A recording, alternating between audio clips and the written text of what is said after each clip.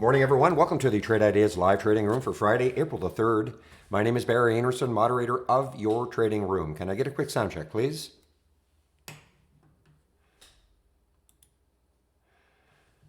Okay, thank you. All right, so yeah, energy still alive, guys. I think I read that it's still, yesterday was the 25% pop. I think overnight it popped 5%. So energy plays are still alive. Probably not quite as dramatic as they were yesterday, but certainly we have some to take a look at. And on the downside, the FRO still continues down. FRO, tanker, trying to put a little bit of a pop here, but tankers are going to be weak again. EURN, another one, just to keep an eye on, with energy being strong. And let's take a look at some of the ones from yesterday are still, like this Marathon MRO, still good. When I say good, I don't mean hop in and buy it right now, but it's still awfully active, up 8%, 30 cents. It's a big float, but this was a great win yesterday in the watch list. Halliburton, HAL, still moving up. Had a great day yesterday. Little sell-off, but now it looks like it's just above yesterday's high. Apache, APA. I'm just picking out some of these that have appeared on my gappers this morning. Apache, another big float, but again, up 15%. APA, look at all the room it might have, or it does have. Oxy, another one. OXY, another one with tons of room. Of course, this was in play, I think, even before the virus took hold of the market. I think this was in play before then. But anyway, Oxy trying to come back too.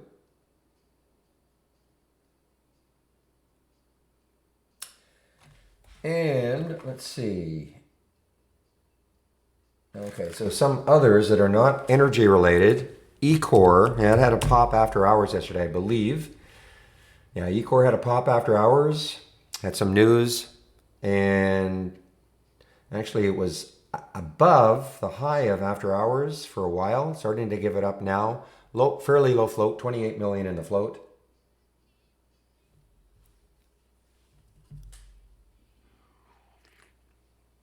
Thank you for sharing that, Chris. MIC is gapping down a lot. They've suspended their dividend and not going to offer any guidance. This is going to be typical of a lot of companies that have earnings coming up. So MIC is down quite a bit. Look at the room it's got underneath if it wants to continue down, and that's MIC. Not a huge float either, 73 million in the float. Not a huge float. ZM, I think it's had a nice little bounce today. It was a bit of a crazy one yesterday. If you were following this one yesterday, in fact, look at the end here. Yeah, so it had the big drop. CEO basically saying that, you know what, we were not prepared for this surge of users. And I think they had some maybe data breaches, something like that. So huge gap down, recovered, then another move down, and it kind of flattened out. So here we are with ZM.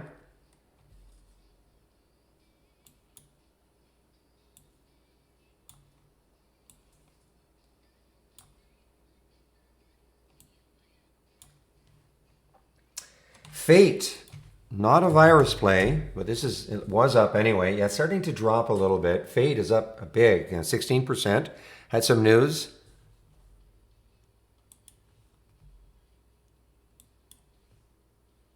Announces first patient treated in first-in-human clinical trial of whatever their drug is, FT596, and provided corporate update. So that is the reason Fate had popped this morning. Tesla, you Tesla followers, huge move up for Tesla. I guess they basically said they sold more cars than expected in Q1, even with everything that's going on. Up $63, wow.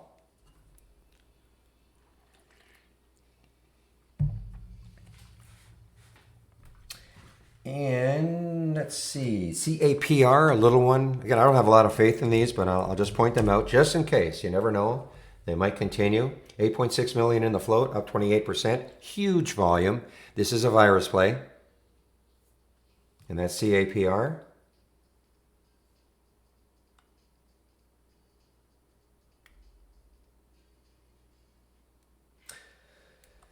I'm not sure what the futures. I mean, overnight. I mean, the SPY is down a little bit right now. Actually, starting to recover. We're almost flat now. Overnight, they were down. Well, I went to bed. I don't know what time. My time, 10 o'clock Pacific time. So when I went to bed, they were still they were down about 300-400. The Dow anyway. But obviously, there's been a bit of a recovery. So we'll see. Have to see once the market opens. Hua, China stock. This had a big gap up in the morning. Look at this. It's pulling back a little bit here. The high was up to 18 something, so it's pulled back about $1. But definitely had a nice move. Twitter, for those of you following Twitter. Goldman has upgraded them. They've reduced their price target to 35, but it's still an upgrade, obviously. So from neutral to buy. So that is probably the reason why Twitter is up. I don't see any other reason.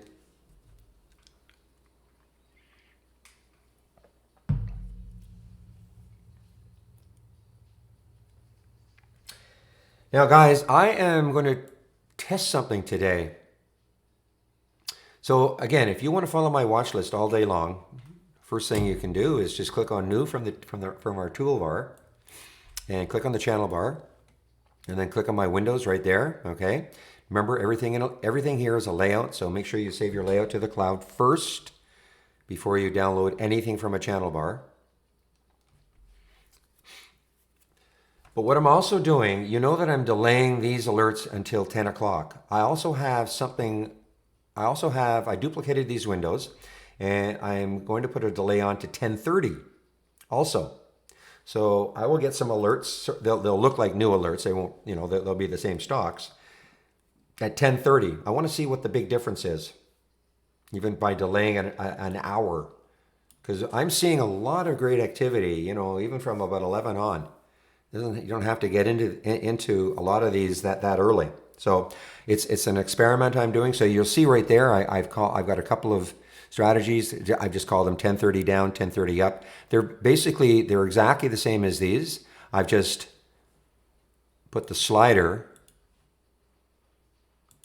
right here to 10:30 instead of 10. So this is just an experiment. I want to see how that works. See if there's a big difference.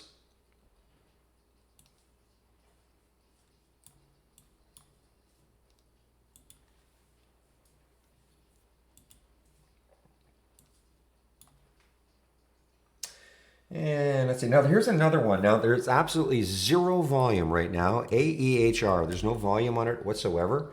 Only 100 shares. It is up a little bit. The only reason I even saw it is because it is an earnings play. They released earnings after hours yesterday. No real reaction. So, I mean, nothing may come of this, but we'll see. All we can do is wait for the market to open. I mean, if it wants to, I mean, has still room up to this area, but again, only 100 shares, so nothing may happen with it. Very few earnings plays. I think Chewy, CHUY, is an earnings play. No, not that one. Sorry, the one, the pet food.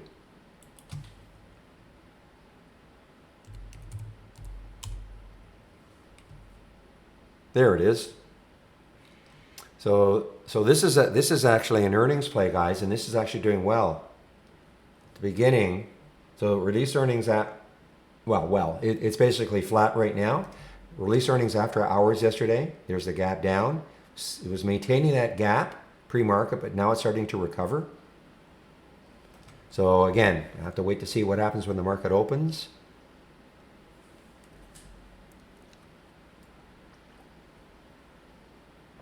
And there was another one, I think CarMax. Is it KMX? I think KMX is they announced pre-market, really no reaction yet. Only 158,000 share. I'm sorry, was that yesterday? That was yesterday, sorry.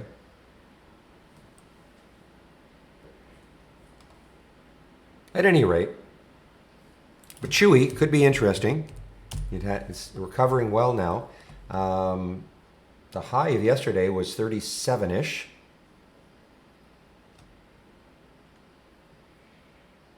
But if it gives us up again, I mean, there's a lot of room for it to fall down to about that 30 level. There's some support down here on the daily chart.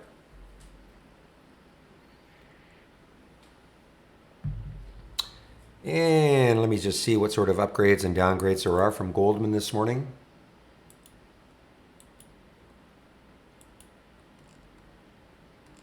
Oh, wait a minute. There's not that many upgrades. Okay, actually, maybe I'll just start posting them in again like I used to. Not that many upgrades or downgrades this morning. Not just from Goldman.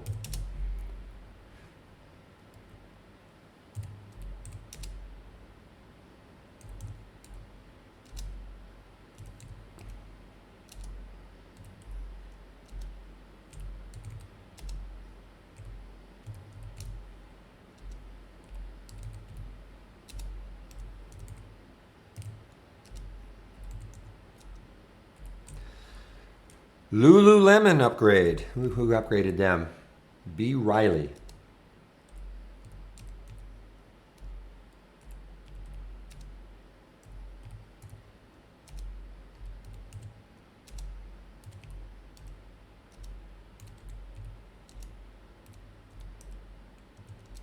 All right, there are the upgrades this morning.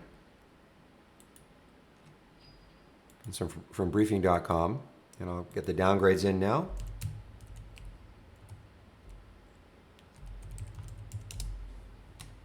A semblance of normality with the upgrades and downgrades. There are more downgrades, but let's just see. These are just analysts. What are upgrades and downgrades? These are just analysts putting their giving their opinions on stocks.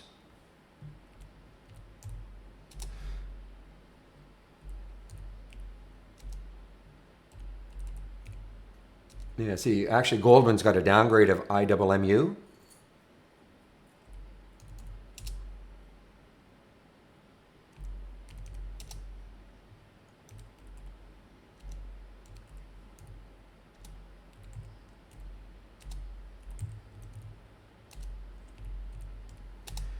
LK, on the move here. LK, or if you're following yesterday, you know what happened with LK yesterday, but it is on the move.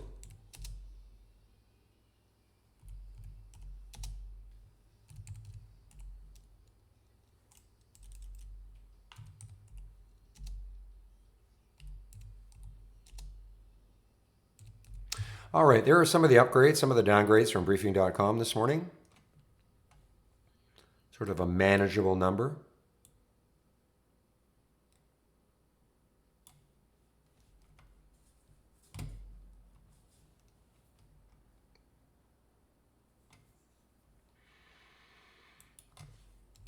So when you say, what about it? Well, it's an earnings play, so it's just a matter of you have to wait for the market to open to see how it trades. It released earnings after hours yesterday. It had a gap down.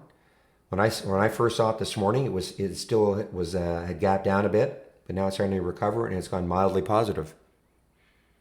So I'm not, this is not a recommendation to do anything. You have to wait for the market. Like I always wait at least 15 minutes before I do anything, just to see, the direction perhaps of some of these.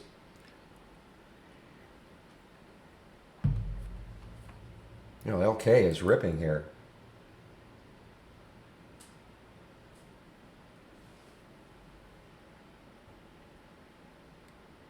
Oh, okay. Now, by the way, welcome to the room. If you're new to the room, if you can't see the bottom half of my screen or the bottom third, or it's kind of blurry, there is a fix.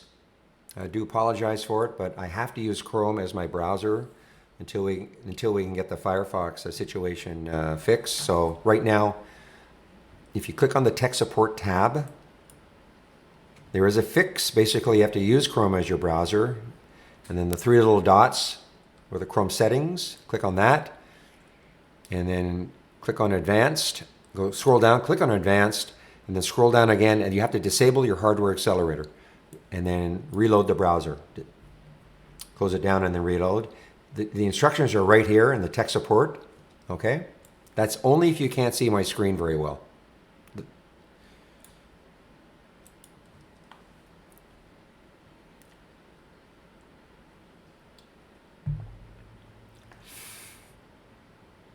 Interesting. So you want to go long MIC, okay? Through downgrade, a couple of downgrades for it. So they've suspended their dividend and they're not going to guide once they, if they still maintain April 29th as their earnings date, but there will not be any guidance, like probably vast majority of companies releasing earnings in this quarter. How can you possibly guide?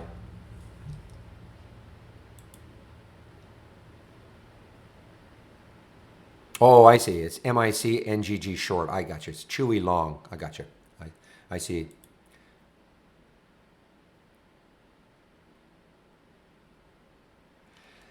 No, I haven't tried with Edge.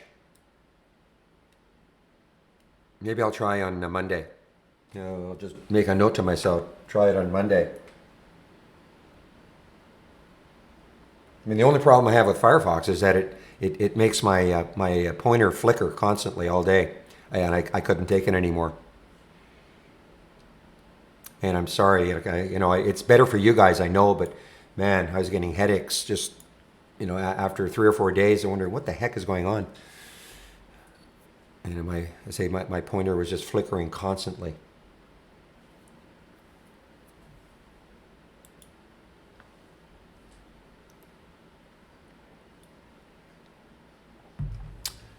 I'm sorry, IMMU. So yeah, Goldman I think put a downgrade on them. Yeah, so IMMU. This is really almost cataclysmic right now.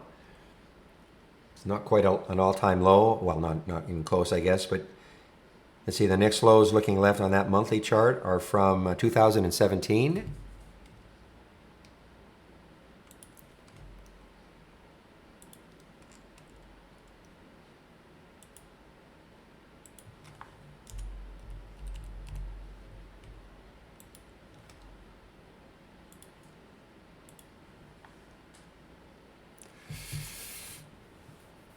No, I've not heard anything about that, brah.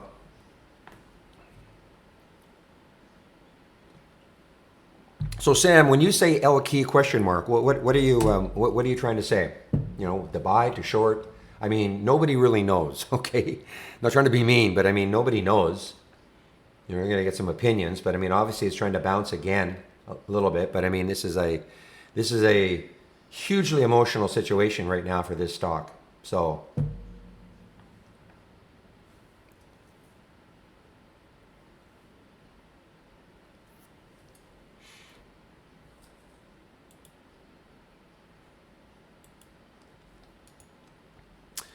All right, just seeing if anything else has crept in here. I mean, I know this BGI is up, but there's no volume, 201 shares. Burke's, big jewelry store chain in Canada.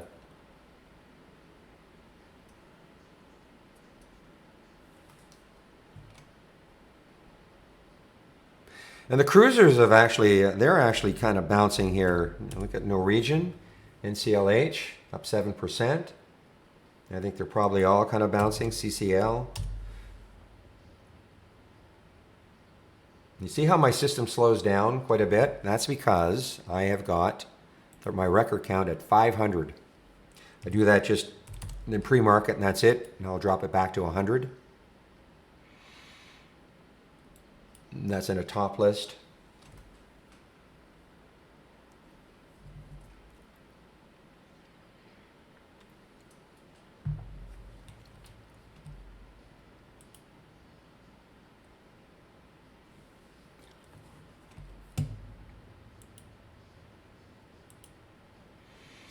All right, CEI. Now that was very active yesterday. This got up to about $1.76, and this is obviously it's an energy play. Super low float, 5 million in the float.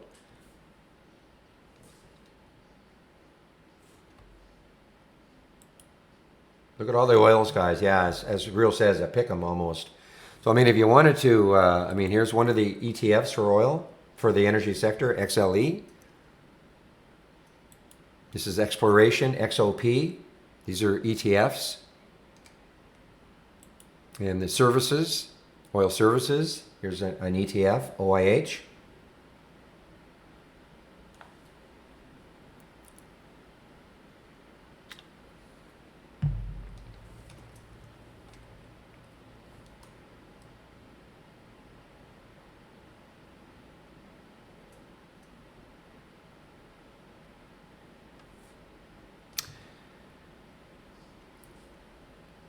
And again, guys, so I'm a bit of an experiment. Make sure I turn, oh, you know what? I forgot to connect. There we go. So I'm connected to the simulator right now, okay? Nothing will happen until at least 10:30. Oh, sorry, 10 o'clock. You will not get any alerts in this window until 10 o'clock. You'll get the alerts almost immediately here. These are the repeating. But I'd like to see things settle down a little bit, so no alerts here. But I also duplicated the window. Duplicated this window, and I'll get alerts again at 10:30 if triggered. I just want to see what the big difference would be. You know, this is waiting an hour, a half an hour. This is waiting an hour. I want to see what the big difference could be. We might be very surprised.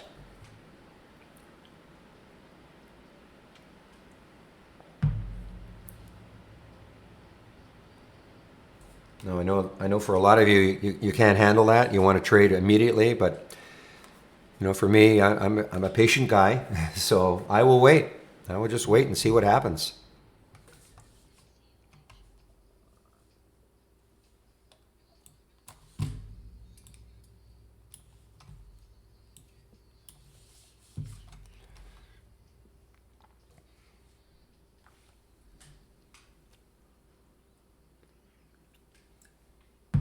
NCLH, man, this is really a nice rebound. Remember now, this got all the way down to $8, so there's a big percentage move off the low of yesterday. Actually, it was kind of moving after hours yesterday too.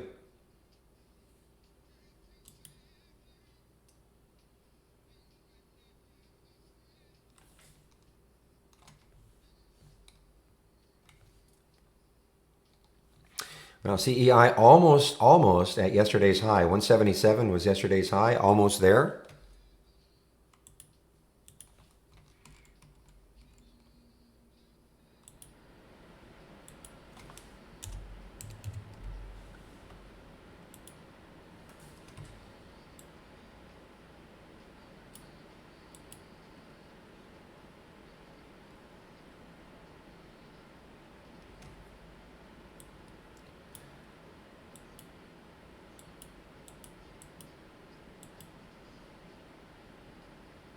Okay, MIC, wow, it's down 23%. So again, this has room. You look at the daily chart, there's some support probably right around here. So this, I mean, you know, I will not take it right off the bat. You know, if it moves down without me, so be it. But yeah, I see that AYTU. I do see it. I know it's up. I'm just, and I know a lot of people are following it, willing it to go higher.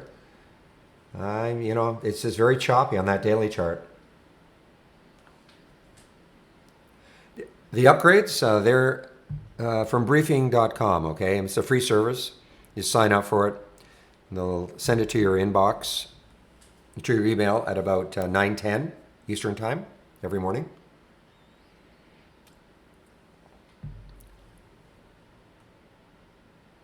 All right, everybody. The market's going to open in less than 1 minute. Let's have a great end to this trading week.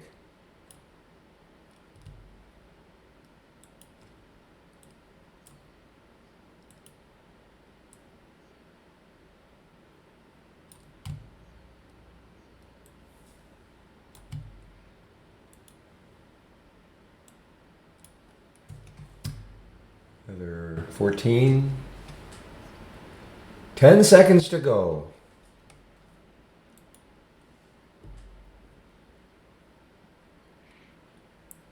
Yeah, I'm sure CEI now is over yesterday's high. Yeah, wow, look at that. Over yesterday's high now, like nothing. All right, guys, we are now open.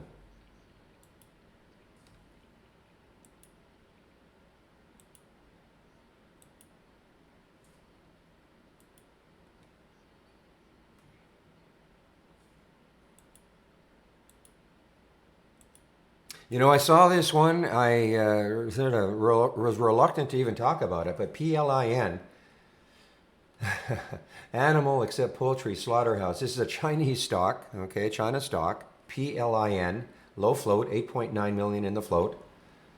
Hit 244 yesterday in the high, and this morning it did get up to 270-ish. So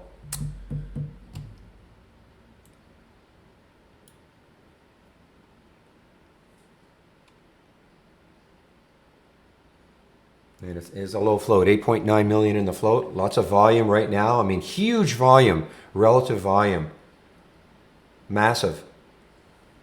So, you know, it does have room. 244 was the daily high. It did actually get above that this morning. Hua is up also. It's still moving, holding its gains.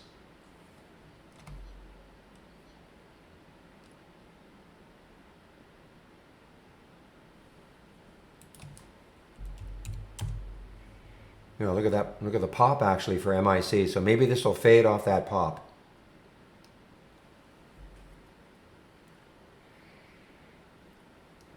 Yeah, I did see Tilray this morning. I don't know. I find it very difficult to trade. I know I traded it a couple of days ago, but look at this. Yeah, I mean, it looked like it was moving it was moving in the pre-market. Okay, IMMU just made a new low. Pre-market low is, I'm going to stick an alert for this one underneath 9, say around 890, 895. See if it takes it out at some point. And that's for IMMU.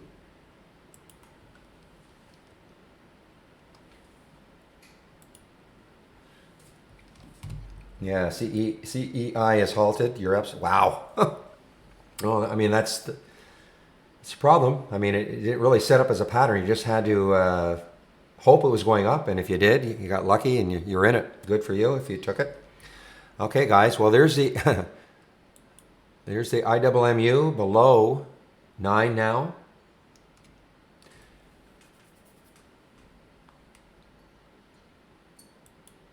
The other one that got halted, GBR. So some of these little energy plays, GBR got halted also. Another low float, 5 million in the float. Very much like CEI with 5 million in the float.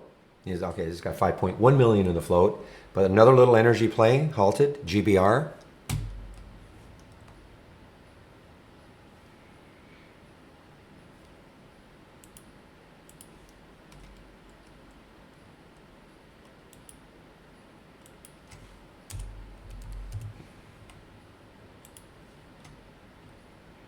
Whose charts are you? You're not talking about our charts, are you?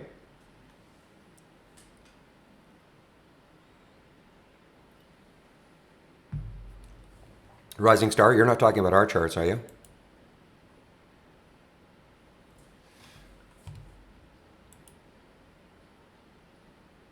No, this one got halted on the way down. NRZ. Oh, okay, TradingView, okay. Oh, TV, I see, TV.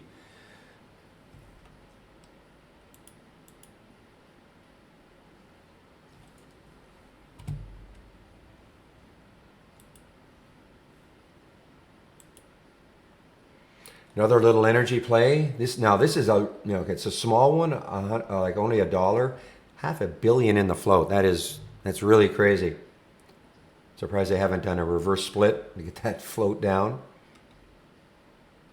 But there it is, Crescent Point Energy, CPG, and it's going to take a bunch to move it though.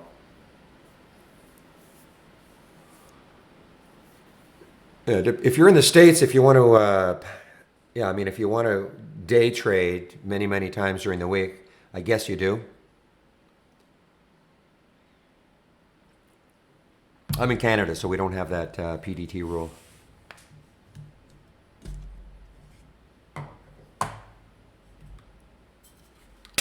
Just 1 second, please. Just going to pour my last little coffee here, okay? CPG on the move here, guys. I mean, it's got a huge float. But it is definitely moving.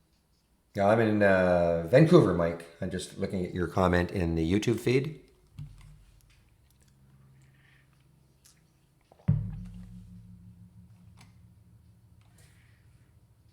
So CRC continues higher here. CRC continues higher. Again, I typically don't trade anything for the first 15. I just try to let things settle down a little bit. I know I will miss the early morning runners, but just the way I trade.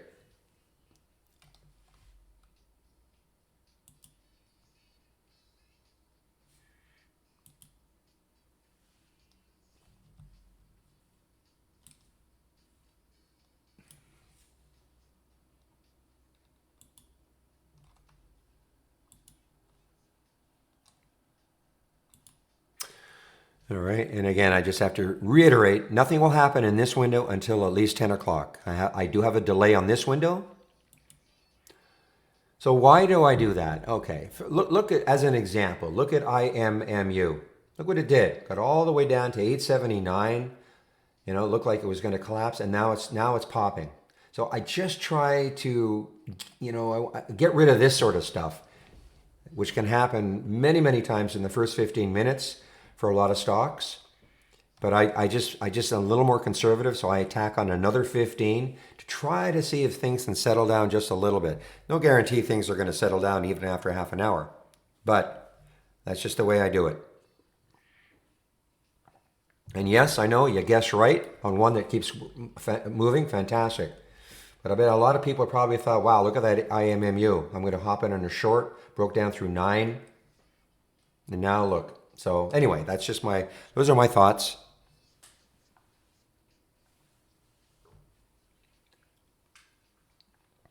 Just one moment, please.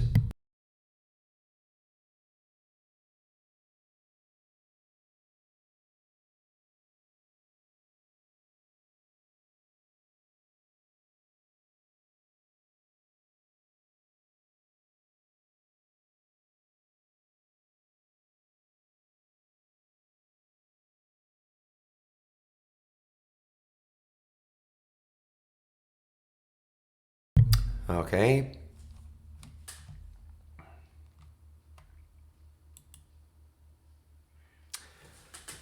Here's a little one. Pays 29 million in the float, on the move here. PAYS pays.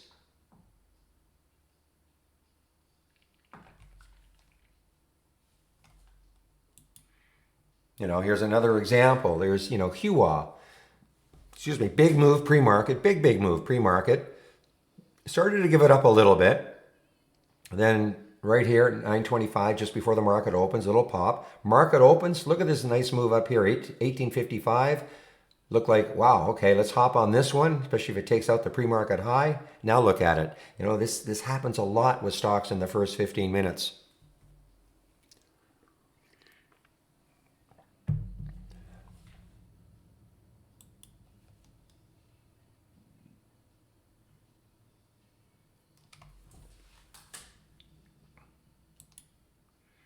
Now, IQ and HUA used to trade in tandem.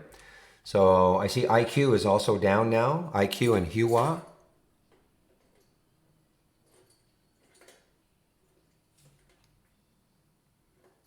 Yeah, that's a huge fade for Tesla. I mean, a massive pop this morning. Well, actually, after hours yesterday. I guess they really blew away expectations in Q1 for auto sales. It's kind of holding, but now it's giving it up.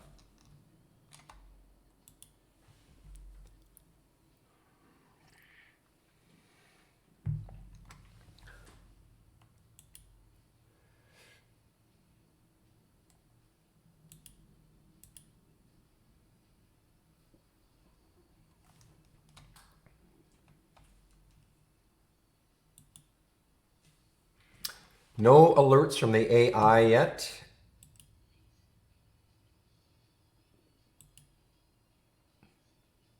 Now the market's putting a little pop here, so we might be a little bit positive.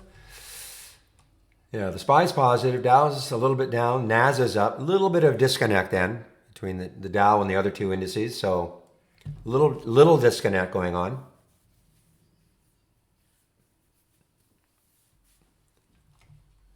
Niagara Falls, beautiful place.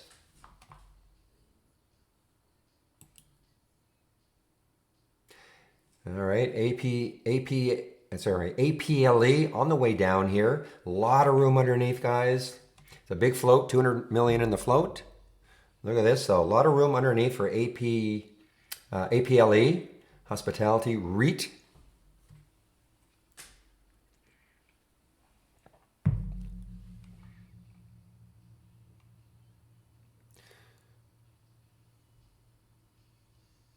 Blue Apron. Blue Apron's on the move again. Find it a very tough trader, but it is a bounce here. Little bounce off this consolidation.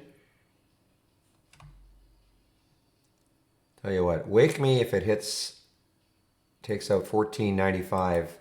Probably not today, but maybe next week. You can just see a couple of daily highs right there.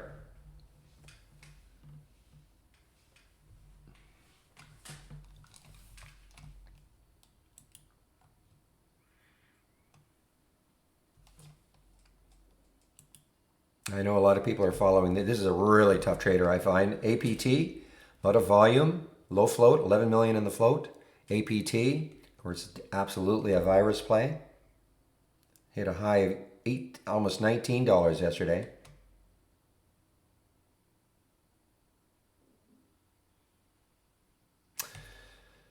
All right, well, over 15 in the book. So let's see about the MIC.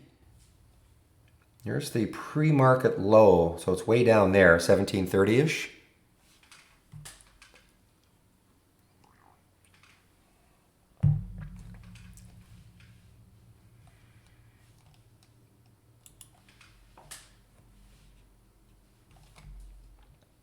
All right, well, this pays continues here. A lot of room for pays, guys, a lot of room.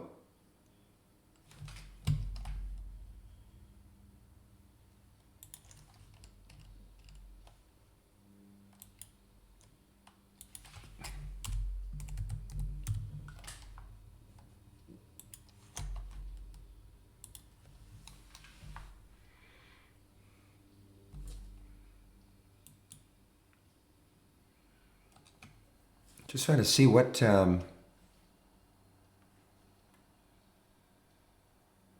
okay, so they have looks like they're reporting now.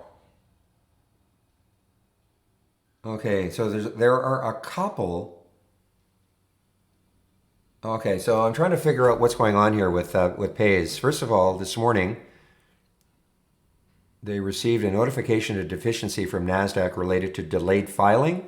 And now it looks like they have now it looks like they've reported. So they were obviously late in reporting and now they've reported, if I can read that correctly. And that's for PAYS. Just look at the news here. See, there's a notification of deficiency. And now maybe that prodded them to report today.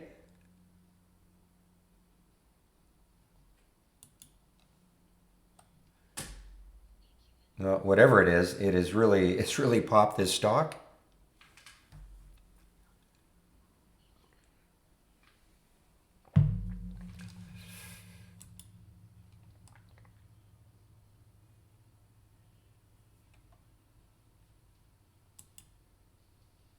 Okay, so now CRC, look where it got to, all the way 164 down, it went all the way back down to 133.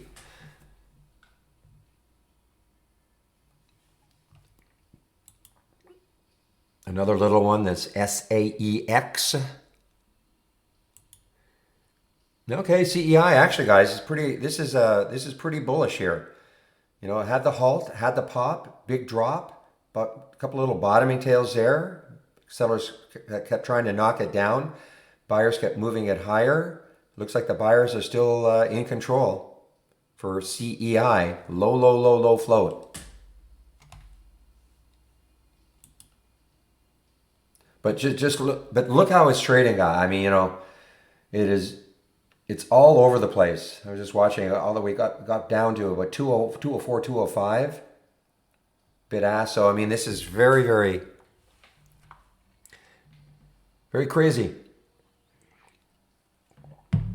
I have no idea, Kelvin, what are the best penny stocks to trade between 1 and 10. No idea. I mean, CEI obviously is super active, whether it's the best one.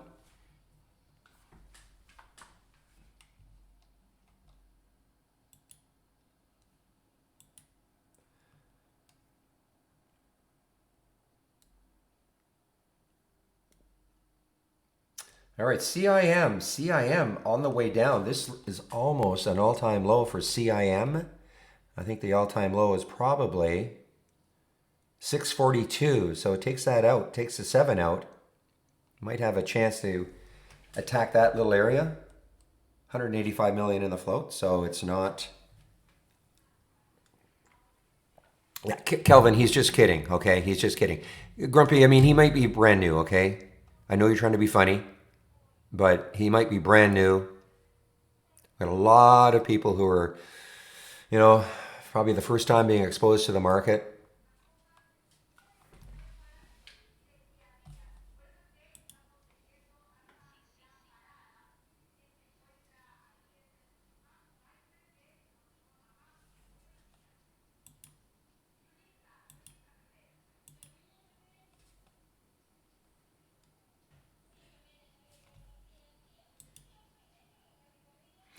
No, I understand, but others may not, Grumpy. Okay, I know you're a funny guy or woman. I don't know who you are, what you are, but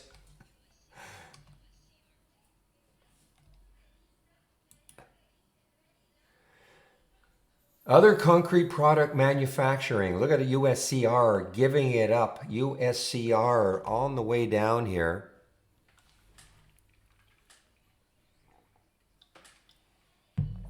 Is that you, Vicky?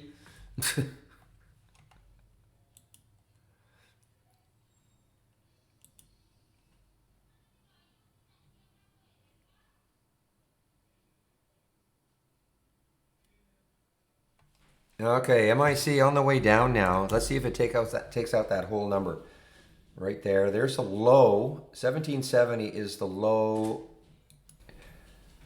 for the market hours. This is the low in the pre-market.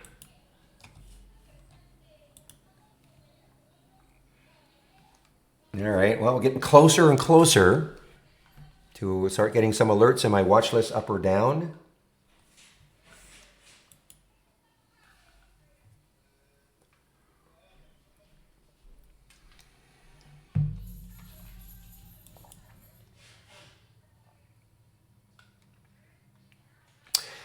Yeah, so again, guys, depends what the SPY does. I mean, the SPY is starting to drift down a little bit right now.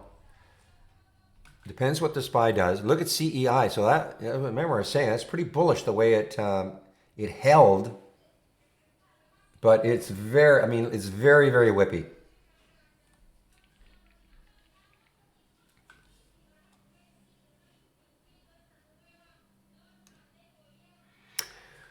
Well, these two, yeah, I mean, when I get the actual alerts, I mean, these are alerts, these are early alerts from the watch list, okay? But before I will auto trade them in my simulator, I wait for at least 10 o'clock for the alerts to appear again.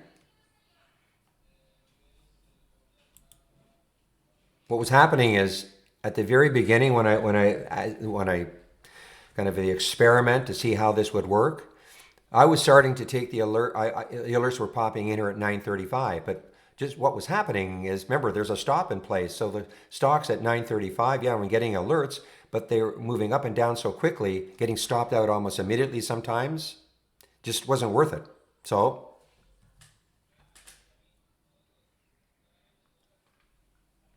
that's why I put the delay on here for the auto trade. Look at CEI, guys. You cannot walk away. I mean, look at this, up to 250, goes all the way back down under 2.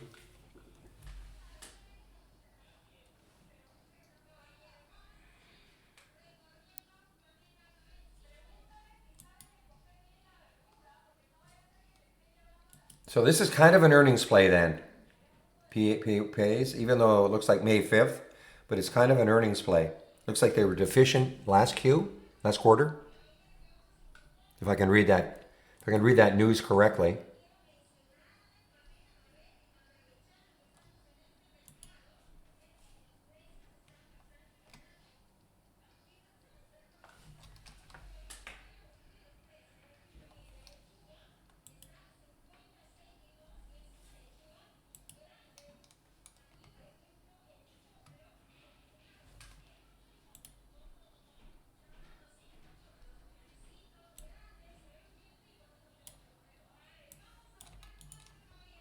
Give me a second here. I'm just going to got another top list that I want to add a column to. I'm going to show you what I'm doing.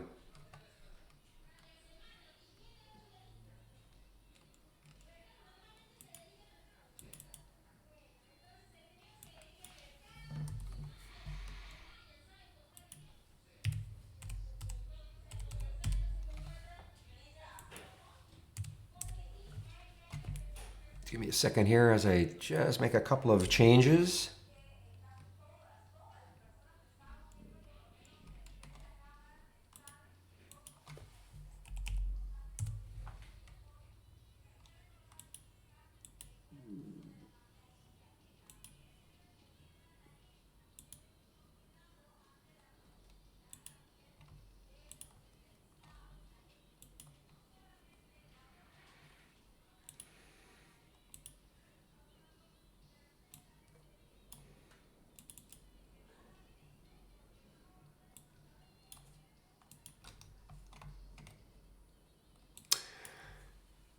Okay. Okay, Sky, probably it's because if you do this, so you see the toolbar, right? Just do this. Take get to the bottom of the toolbar and expand it, okay? And then put it back. My guess is that you'll see them.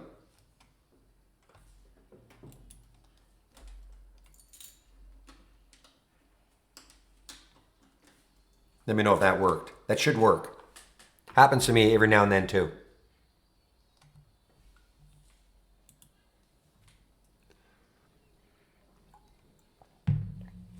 You're welcome. And guys, again, if you're new to the room, first of all, big welcome to anybody who's new to the room or new this week. Big welcome. And if you can't see the bottom half of my screen, or if it's kind of blurry, if you can find the tech support tab within the trading room, okay, there is the fix. If you scroll to the top, there's the fix. You have to be using Chrome as your browser. And then if you can find the tech support tab, the instructions are there. Basically, you have to disable the hardware accelerator within the Chrome browser, okay? If you need more help, just let me know. That's only for people who cannot see the bottom, or the bottom part of my screen is kind of blurry, okay?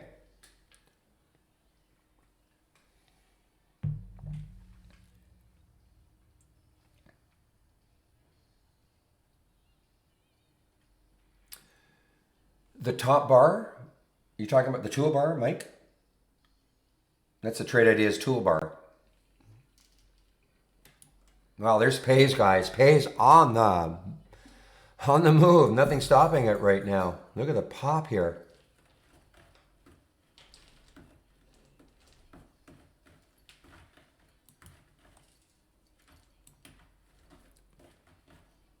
Now here's the problem, okay? Pays may show up here right at 10 o'clock if it makes a new high, but it's obviously super extended.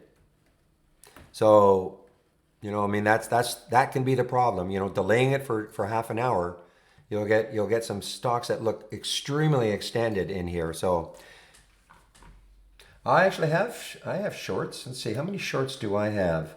Actually, quite a few. 300,000, 374,000. That's at Interactive Brokers. So anyway, Mike, did you understand that? I mean, this is the Trade Ideas toolbar. So here's where you can load, you know, Windows, you know, just your account, surfing, etc.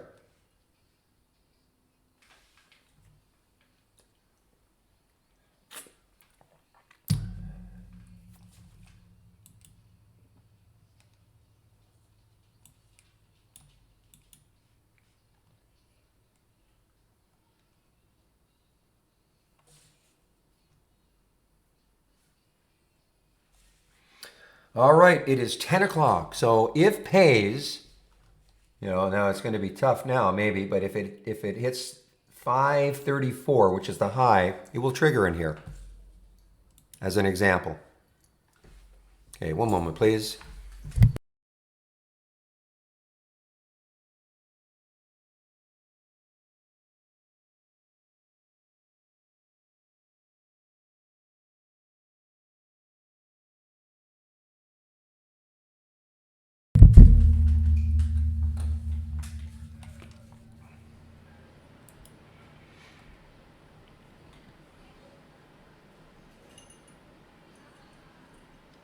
Do you have to make a gravatar? No.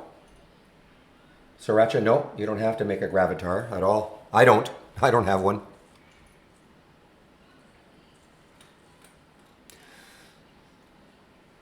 So guys, just so you understand why a stock appears here, why nothing is appearing here yet. The trigger is a new high for the day. Okay, number one, that's the trigger, new high for the day.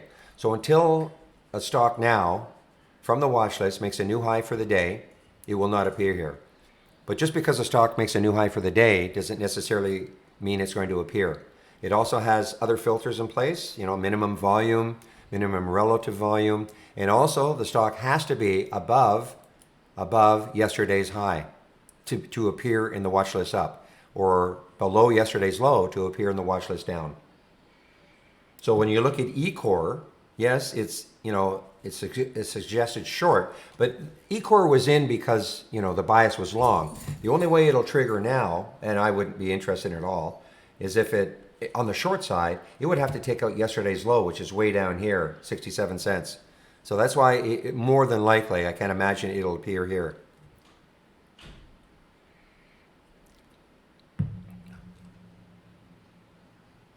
Okay, Jerry Love, this is not a trading platform, okay? This is a scanner. You have to have a broker. You have to have a broker to trade. So whatever they charge is what your commissions will be. Well, anything in green has made a new high. Anything in yellow has made a new low. Okay?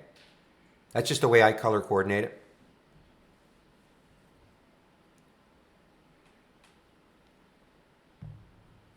Yeah, I'm sorry. I truly am sorry. It was a good one too.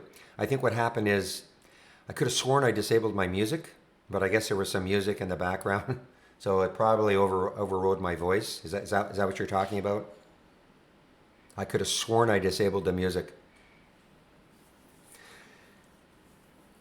But I guess I didn't. I know I didn't. Is that what you're talking about in terms of the issue? Oh, you can't find it. Oh, well, it's there.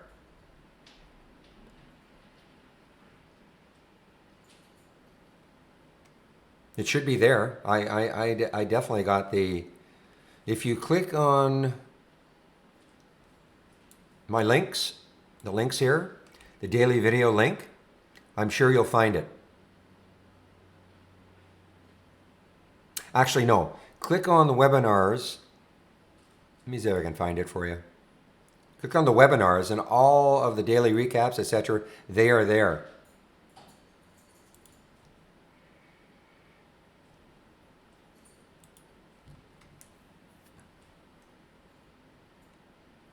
At least they should be.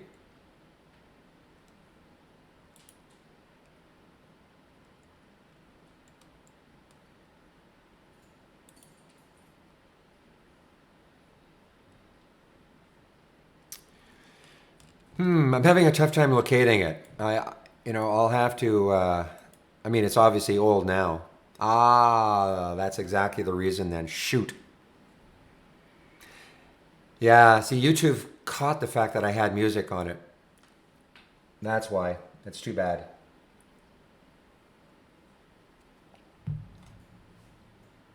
You know, so it was a copy. I didn't do it on purpose. It was a copyright issue.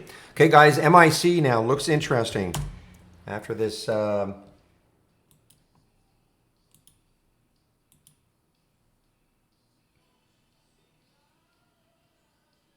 it might be difficult to get.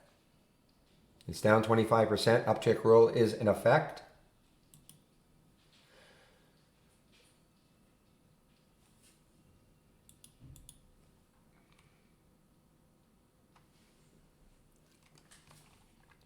It's too bad. It was a good video because it talked about all the things that happened yesterday.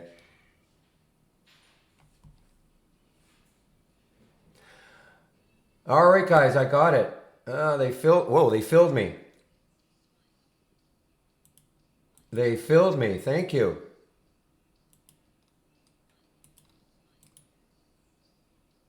I got a fill at 1784 for the MIC. I've traded some out already. I just find it's going to be traded some out already at 1754. So I got the short.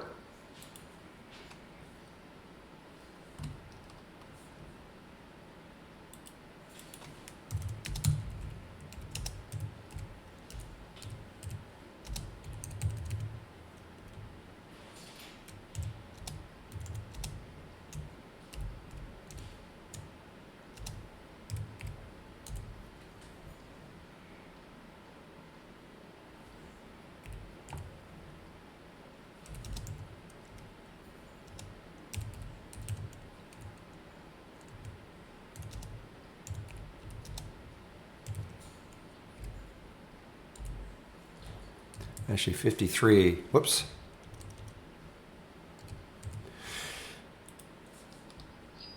Yeah, I was able to get it. Oh, wow, there it really goes now. Okay. Okay, everybody, back to bed. But I wonder if it's been halted. The spread got crazy. It was like 1716, 1746. Yeah, I'm shorting, yes. I was worried I wouldn't get it because it's down 25% or down over 10%, so the uptick rule is in effect, but they filled me right at 1784.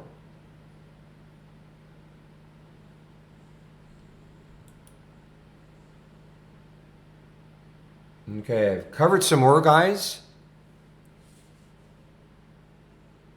Around 1730, I've covered some more.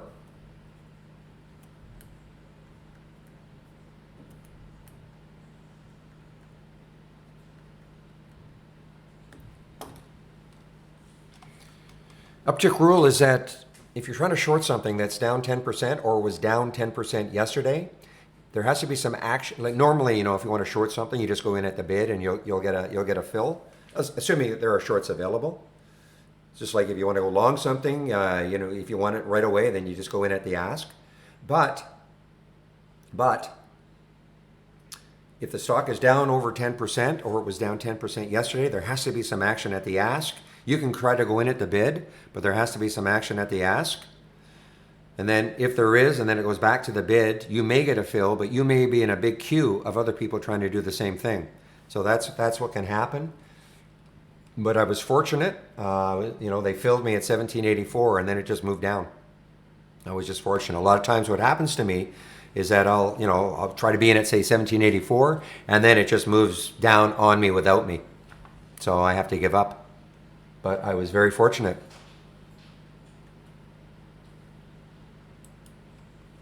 And you can see it took it at 1816. I'm sorry, what did it take? At 1766. Now, we'll see. I mean, I may have been able to get it there. This is the simulator in action, of course. There's the short. Took 244 shares. Why did it take 244 shares automatically? Because if I multiply 244 by the difference between my entry and the stop, I will get approximately $100.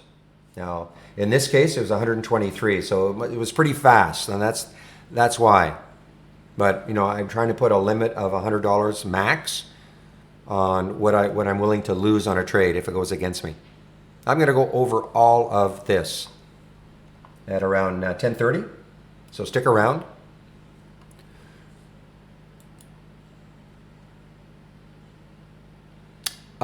Zero diff. No, this is the only trading room. Well, there is a YouTube feed. Mainly, I think, for people who don't care that much about interacting with traders.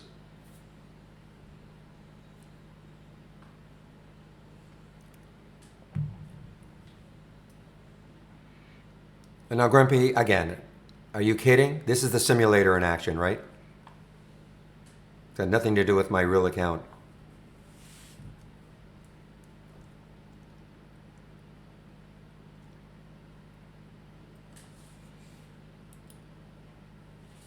Yeah, this is the simulator. What you're seeing here is simulated trading.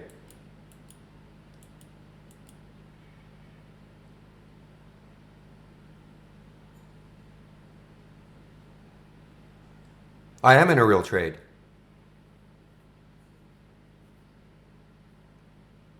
I'm in at 1784, and I've covered some at 1752 and 1730. Better put that in here again. But in the simulator, this is what happened in the simulator.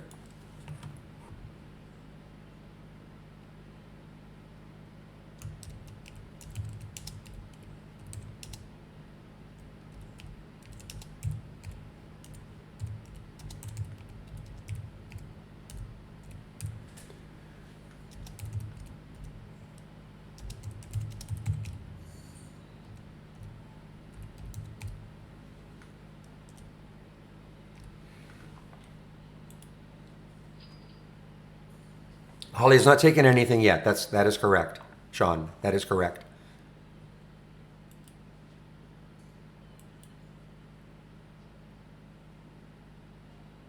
So, just to give you a heads up, why it got alerted. Let me just see here.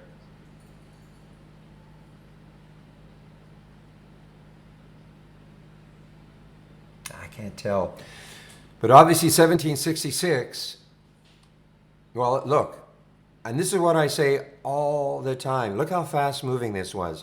So I got the actual alert was at 1775. It did not take that trade until 1766. Okay, I have a 10-cent offset. So I would go all the way down. So this is real world, guys. People ask, well, is your simulator real world? I mean, well, I probably couldn't have got that trade at 1775. Neither could the system, okay? Even though this is auto trading about as fast as you can get it.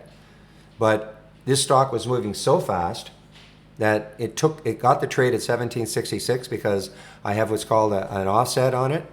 I will go 10 cents. I'll go 10 cents outside of the actual alert.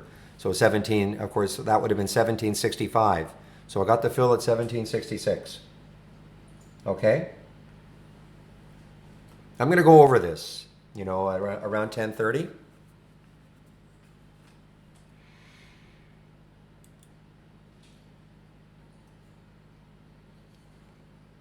And I took it earlier. I did take it earlier, than because I like the way it looked. I mean, I obviously have some discretion the way I trade, but I like the way it looked. I like the fact that it broke underneath the whole number.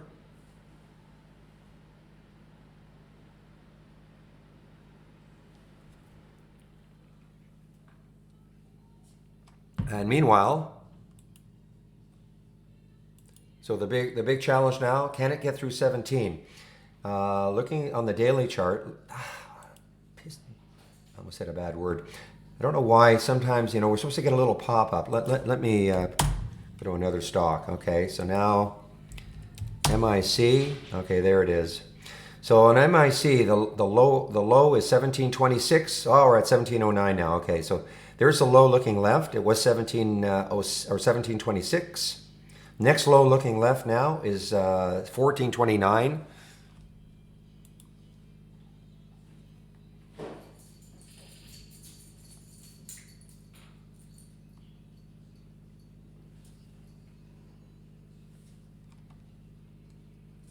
Only one alert so far, a great one.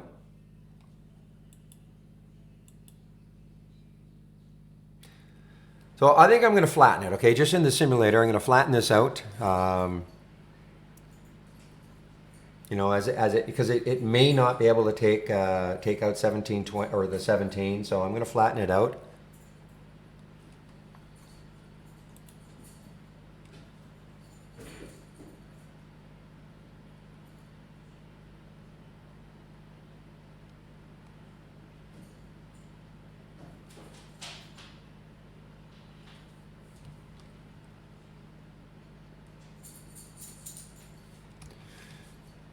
Okay, what else is happening here? ACRS, a little one probably, yeah, about 36 million in the float. A little pop here for ACRS.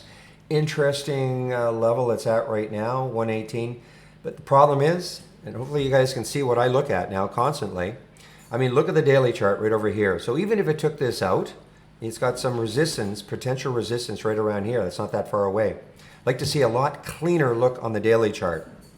I don't want stuff on the daily chart that could impede it. So if this weren't here, then you could be looking, say, at the weekly chart, which is, got room to about 150, which would be fine.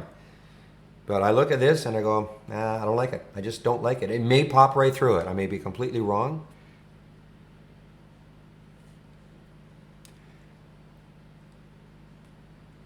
Yeah, in this particular case, when I flatten my position on a short, it just takes me out of the position. It covers the short. Yes.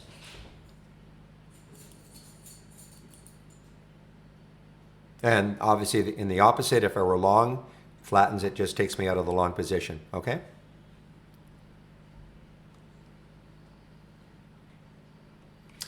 No problem. I'm just responding to some of you in YouTube. No problem.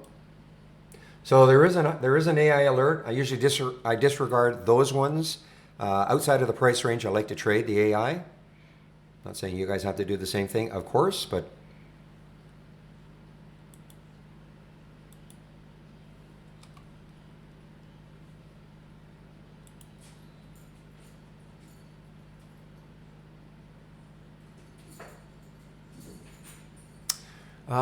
this change. Let me see something here.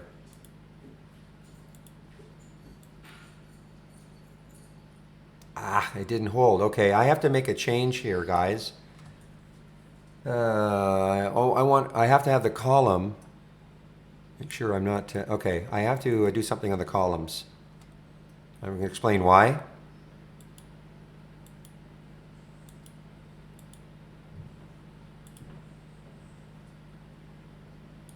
Just give me a second here.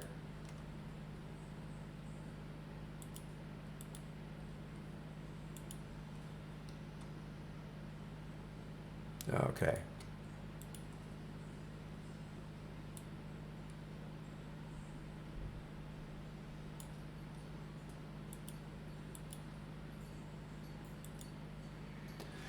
Okay, so why I'm doing this? If you're just joining in, and if you've been following my watch list for a few months, weeks, days, probably know I put a delay of 10. That's why we didn't see this alert MIC until after 10 o'clock. I put a delay. Nothing will show up until at least 10 o'clock. But I've also got another. I've duplicated these two, and I have also enacted the strategy so that I won't see anything until 10:30. Okay, I'm just interested to see what happens if we delay the alerts until 10:30 also. So that's why I wanted to add the strategy name, so I'll know which strategy it came from. So this one is just the original one, delaying to 10:30. Okay, and I'm going to see. I want to see what happens if we delay to 10:30. Does it make it easier to trade?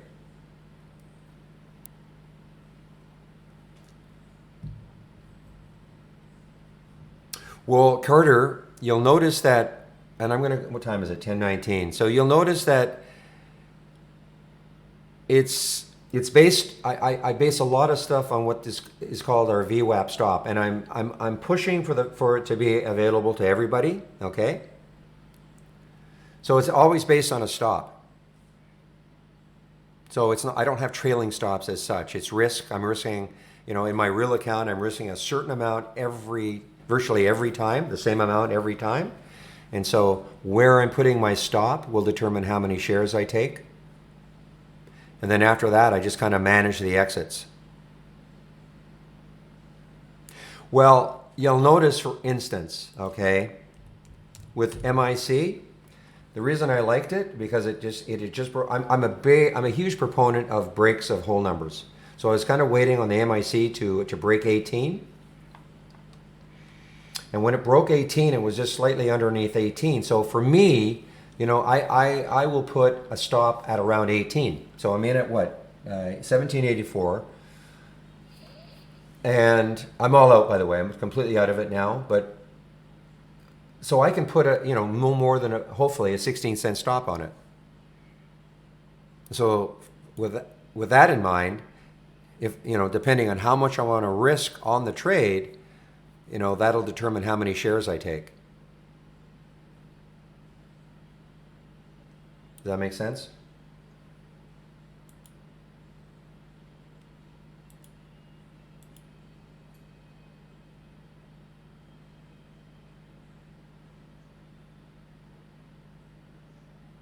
Well, in the simulator, that is what's happening, Sean. Now, for me, I do some, rapid mental arithmetic. I kind of have an idea, how many shares I'm going to take. I just do some, it's not hard.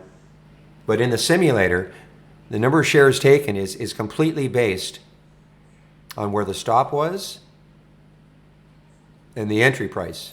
And you subtract the two, I multiply by 244. Well, I don't do that, but why it took 244 is if I multiply the difference between the entry and the stop, I will get, now in this case it was a little bit outside the 100. It was about $125. You'll see most of them are going to be pretty close to $100. And again, just give me about maybe another 9 minutes and I'm going to go over all of that.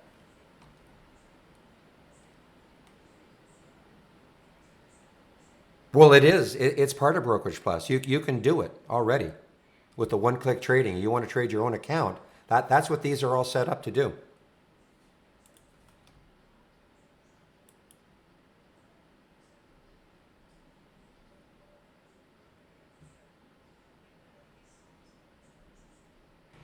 I don't see that it's stopped out. I see a stop price, Chris. But in mine, I always watch the SPY versus the Dow. I think that the majority of people do that.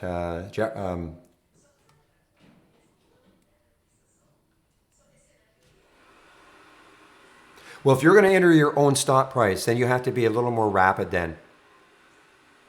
Okay, if you're not going to do it automatically, I mean, obviously this is more auto. Using a stop based on maybe our smart stop, or I'm hopefully that this is going to be added. This VWAP stop, you can try this one out.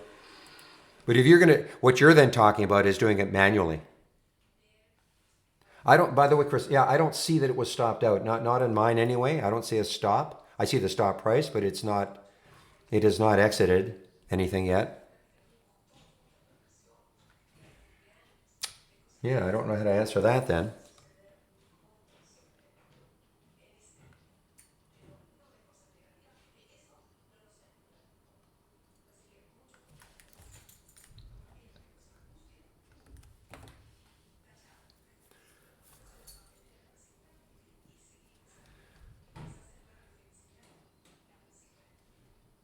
Okay, guys, so very quiet so far in my watch list, up and down, nothing up. Market is starting to move down. SPY is making another little bit of a leg down.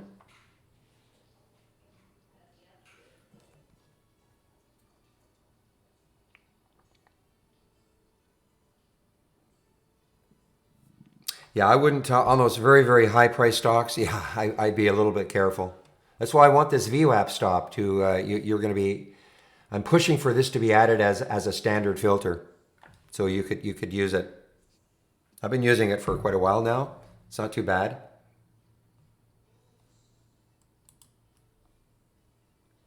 Julie, you're in the tech support area.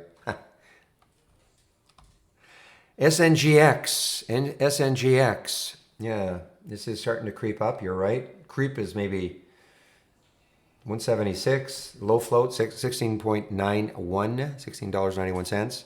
No more food for you.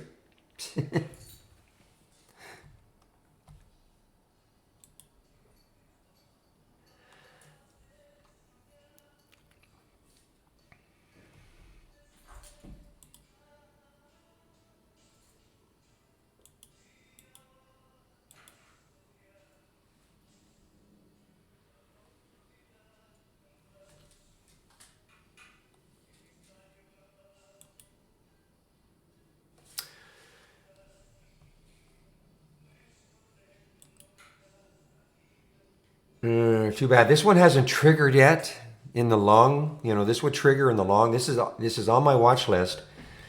But the problem is the volume is too light. I have a filter in both of these. It has to be a minimum volume. And it's not meeting it yet. The relative volume is fine. And it's making a new high, but it's just not, doesn't mean you can't take the trade, but my whole idea of this watch list, the ones that are triggering, my watch list right now, the entire watch list is made up of maybe 25 to 30 stocks, perhaps. So from the watch list, then, I've got some filters. So this is why you're not going to, I don't want 30 stocks triggering all day long. Way too many to follow. So I have filters in here. So, it has to be minimum volume. BKE, even though it's on the watch list, will not trigger until it hits 150,000 shares, as an example.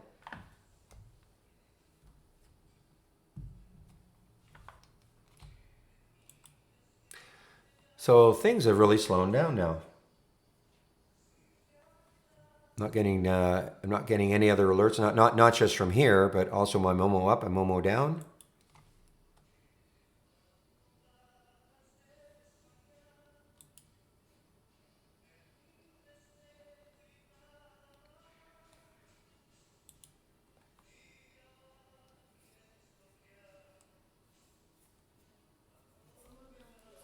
Yeah, Disney's out of the price range I like to trade, but let's just take a look at it.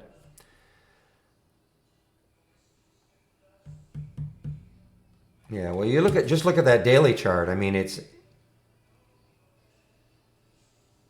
below the low of yesterday, and then you look left again, 92.56. So I don't know what you're looking for to short it, but I mean, it's obviously if it takes this area out right there, then it's got a tremendous gap underneath.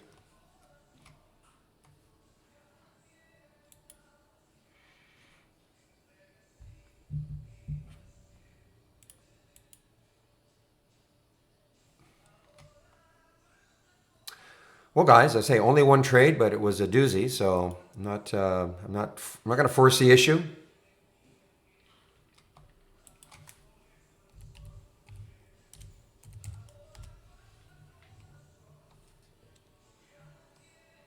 As the SPY moves down, so anything long, okay. I noticed this. This did show up.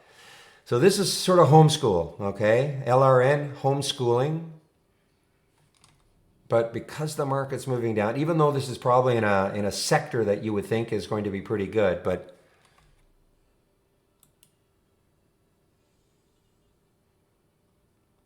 then again, it took 238 shares because if I take the entry minus the stop, multiply that by 238, I should get look at that. So there it is, $100. You can see right on the chart. If it moved to the stop, I'd lose $100. This is in the simulator, okay? But you know what? I'm looking at the bid ask, and it's terrible. I almost feel like just exiting this, take a loss in the simulator. The reason being is that, well, it's starting to. Well, when I just looked, it was 2102, 2123, which is obviously awful.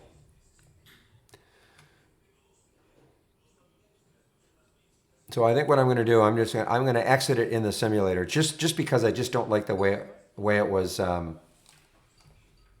And look at it now, 2096, 2118. You guys don't know what I'm talking about. I have I'm just looking at the bid ask.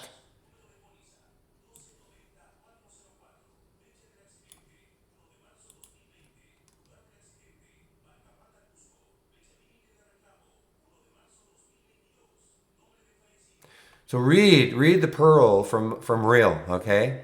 In the off topic. Pearls of wisdom. All right, here's another one. Actually, not a low float. 78 million in the float. SIGA popping up over the whole number. However, get used to looking at the 200-day moving average also. Look at the 200-day moving average. Right there, 513. Now that could stall it. And even if that doesn't stall it, you got to look left, and there's not that much room. If you were looking to get in right now, there's just not that much room. It's very, very choppy looking weekly chart. Now, I'm not saying it's, look, this could blow right through everything. But what I try to do is put the odds in our favor a little bit, not having to worry about the 200-day moving average obstructing it, and then also, the daily chart, the weekly chart. It's not clean. Doesn't mean that it's not going to pop through, but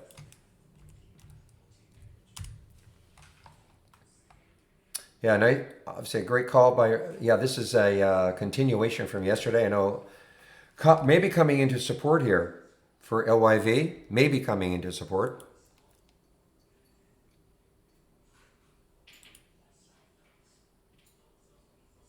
Yeah, Josh. So you might be able to do it within Firefox too. If you can, I don't know the actual rules about disabling your hardware accelerator within Firefox. Okay. I know how to do it if you're using Chrome. But basically, you have to disable your hardware accelerator. Okay, so if you want to do a Google search, and it'll be in your settings somewhere, and it might be advanced settings for Firefox. You basically have to disable the hardware accelerator. So again, anybody who's new into the room cannot see the bottom half of my screen.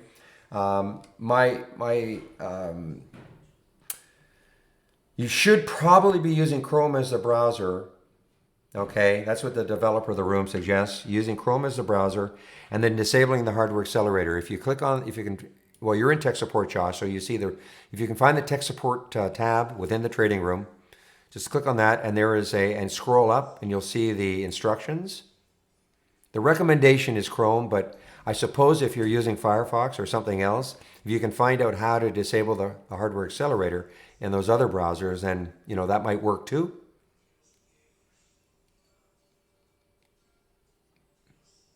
Just let me know if you can't figure out how to disable the hardware accelerator.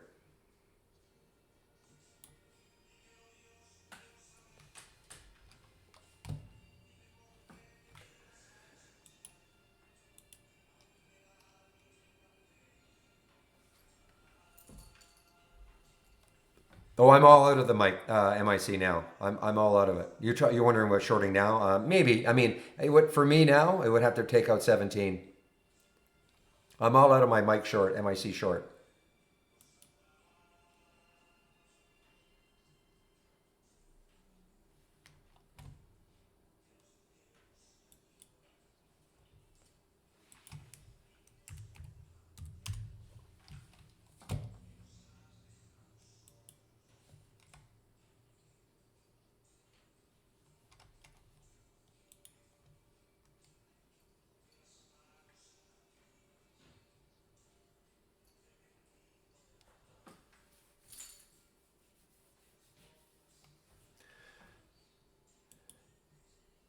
All right, it is now 10:30, so I'm waiting to see if I get anything triggering on a delay.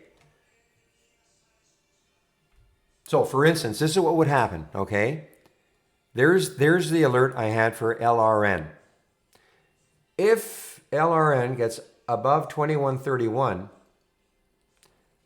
I will get another alert from the other watch list that I created that has a delay to 10:30. We'll see. I mean, you'll see it right there in the strategy name if it takes it. But so now anything that has been triggered before will also trigger again. And I just want to see if by delaying the alerts in the watch list, say for an hour, just to see what happens. Hopefully, I'm sure we'll get some. No, Manita.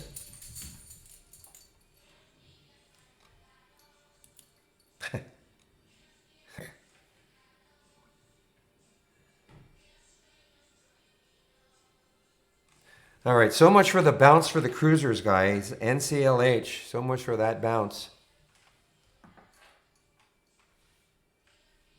No. Yeah, the bounce in the pre-market, actually after hours pre-market. So now they've gone negative, okay?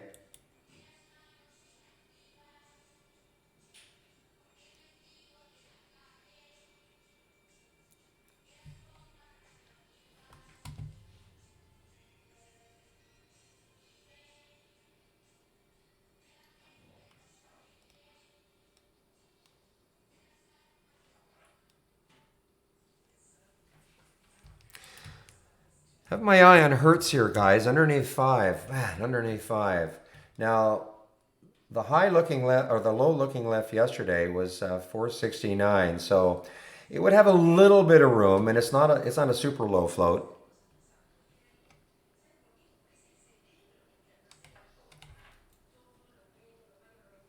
So if I took this short, this would be what I would consider probably a little more of a scalp short because, the low yesterday is not that far away. But I'm kind of liking the fact that it's under 5, or was anyway.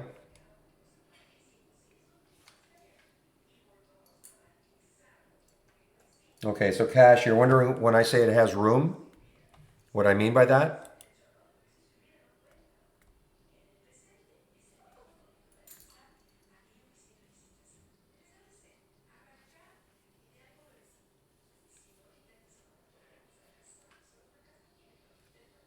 So when you talk about the smart lists, smart risk levels, are you talking about what you see on the charts, Mark?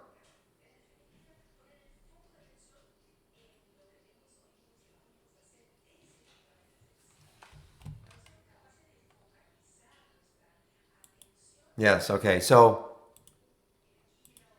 basically, what happens is when you click on an alert. Now, this is not real time right now, and the alert happened at 10:28. Okay, AGNC. Now, is it going to show it? Ah, by the way, just took that trade. Okay, now look what happened. That obviously moved very quickly. I'm surprised it took it at 871.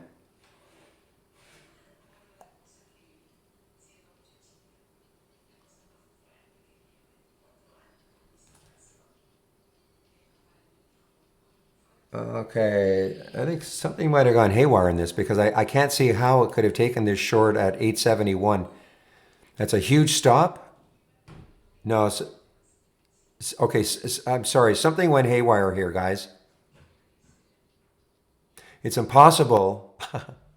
Let me try to figure this out. It's impossible for it to only have 21 shares. Entry is 871, and the stop is 870. Something went haywire there.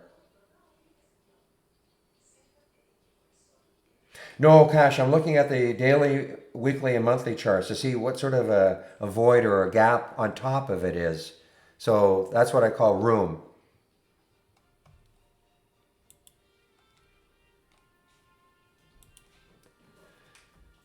All right, guys, I have to figure out what went wrong here. I don't understand what went wrong here.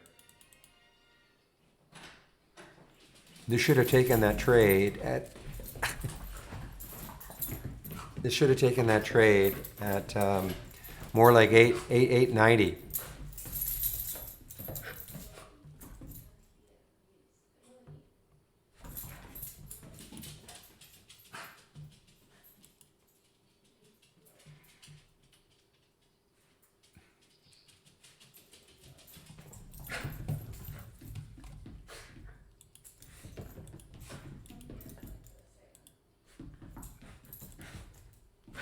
I'm actually trying to take a short on Hertz right now, but I'm not getting a fill.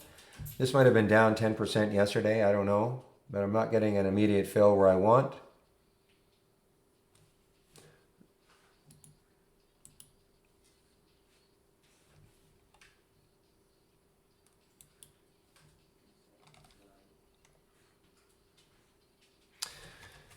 Okay, but guys, I'm a little concerned about what happened here. I don't understand why this happened.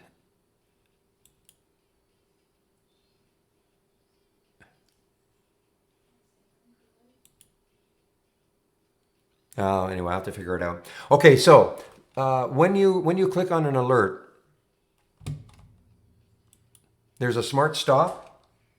There's a smart stop that is created automatically, okay, on the chart. I'm going to answer you, Mark. So there's a smart stop created automatically on the chart. And then a target is basically double what the entry price was. And the difference between the entry and the smart and where the smart stop is, the target is basically double that, okay? That's all it is. The smart stop is generated by our system. And then there's a swing exit. Swing exit is just the low, the 20-day low.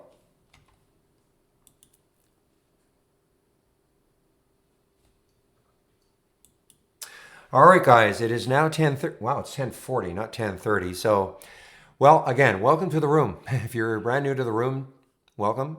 This is the format, Monday to Friday, 9 a.m. to 3 p.m. Eastern Time. Sharing my screen. Is that what it is? Not at IB. Well, it doesn't appear to have a short. I have like 6 million shares available. And I don't think it was down 10% yesterday. But anyway, it's okay. I'm not. I mean, this was going to be a very kind of a scalpy type trade anyway, so I'm not that concerned about it. So anyway, I'm sorry. Monday to Friday at from 9 to 3. That's when the room is open, and I'm sharing my screen live on the mic. This is the format every single day. I also have a YouTube feed going. That goes from 9 to just before noon. And then one of the other traders or trainers takes over from Trade Ideas, and they run that from 12 to 1. And then I resume from 1 to 3 on the YouTube feed. YouTube feed is good. Really, I don't see it. I don't see a short restriction. But anyway, that's okay. I don't see it. Maybe I'm looking somewhere else. So the YouTube feed is good if you really just want to kind of listen to me and see my screen, okay? If you want to interact with more traders, though, you know, the trading room is the place to be. I can also do a few more things with links, etc., in the trading room. But nothing wrong with the YouTube feed. If you are a Trade Ideas subscriber, I'm sharing a lot of scans. Click on scans, the scans tab within the room. All the scans that I'm sharing. You can also click on the room drive icon. Looks like a half open folder. Click on that. All the scans that I share and the links that I'm going to be talking about, you can download both of those. They'll go to a Word document so you can look at everything at your leisure.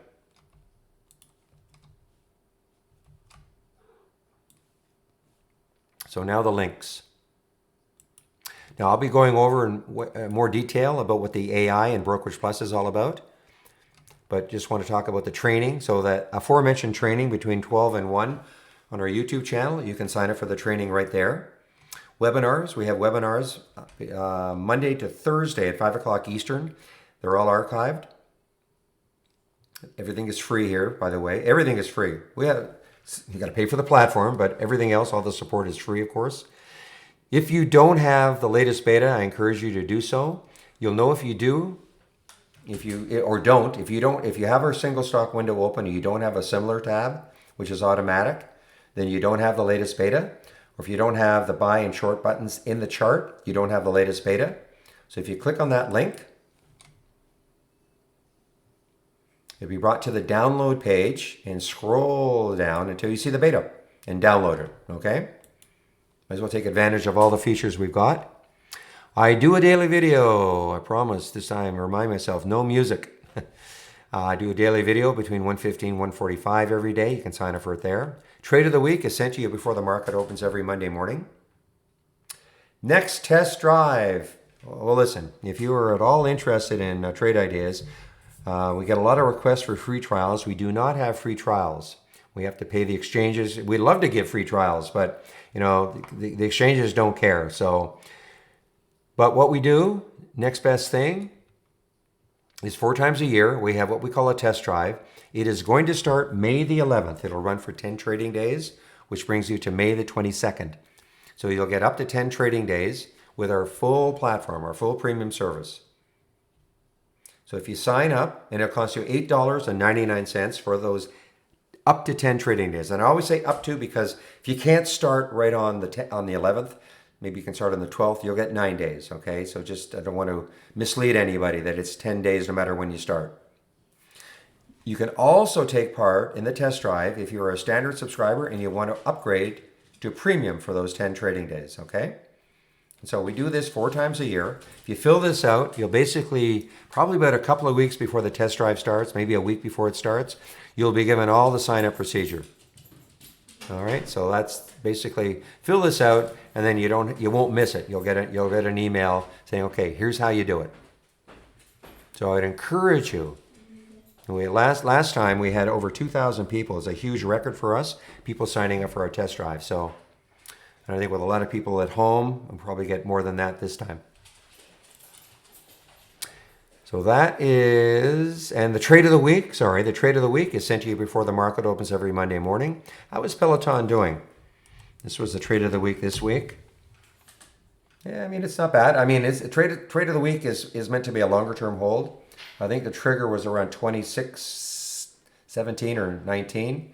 So I mean, it got up to 29. I mean, you can trade it the way you want, but if you're taking it right at the alert, that's almost $3. So, but they are meant to be longer term holds, looking maybe to fill in this void up here.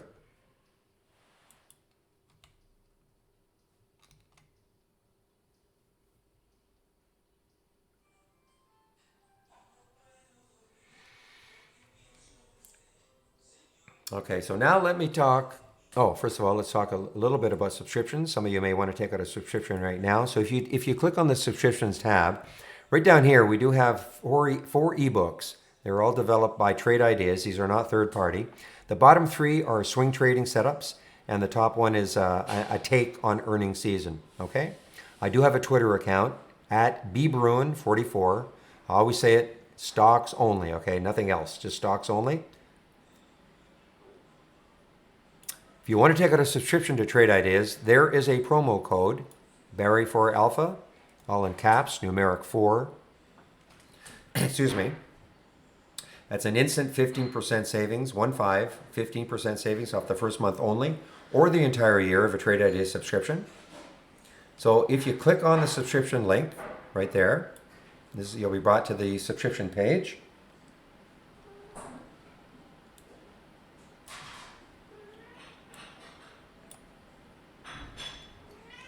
Basically, we have four plans. The premium annual is $22.68 a year minus that 15%. The standard is $10.68 a year minus that 15%. Of course, you do not have, and the huge difference is the premium has our AI, and also if you do want to auto trade anything, you need our premium service. Of course, you don't have to start off with the big plan. You can just try us out for a month. Here's the standard monthly, $118 less the 15%. Or the premium, $228 less the 15%. If you, again, that discount, remember, it's only good for the first month. But if you decide you want to upgrade within 30 days, we'll honor that promo code. Upgrading, say, from a standard to a premium or from a monthly to an annual. Okay, one moment, please.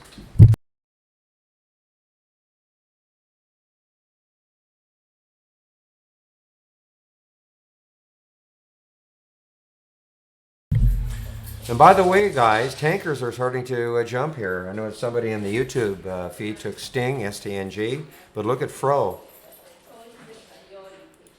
Let me just take a look at Fro. Big comeback here. So maybe the oil deal is off. And let's take a look at EURN. I'll bet you it's doing the same sort of thing. Yeah, EURN. That's a nice one also. And somebody in the YouTube room took Sting, Scorpio. Little move for it too. Fro was a little more active. Okay, so let's just see. Here's CEI. So you see they took this. This is the 1031. So it made a new high. So even though there was the high, so it actually pulled back. So I'm just interested to see what happens. Now this is going to be extremely whippy. Not my favorite, but we'll see what happens. And there's the stop at 229. I'm going to go over this I'm going to talk about the AI first.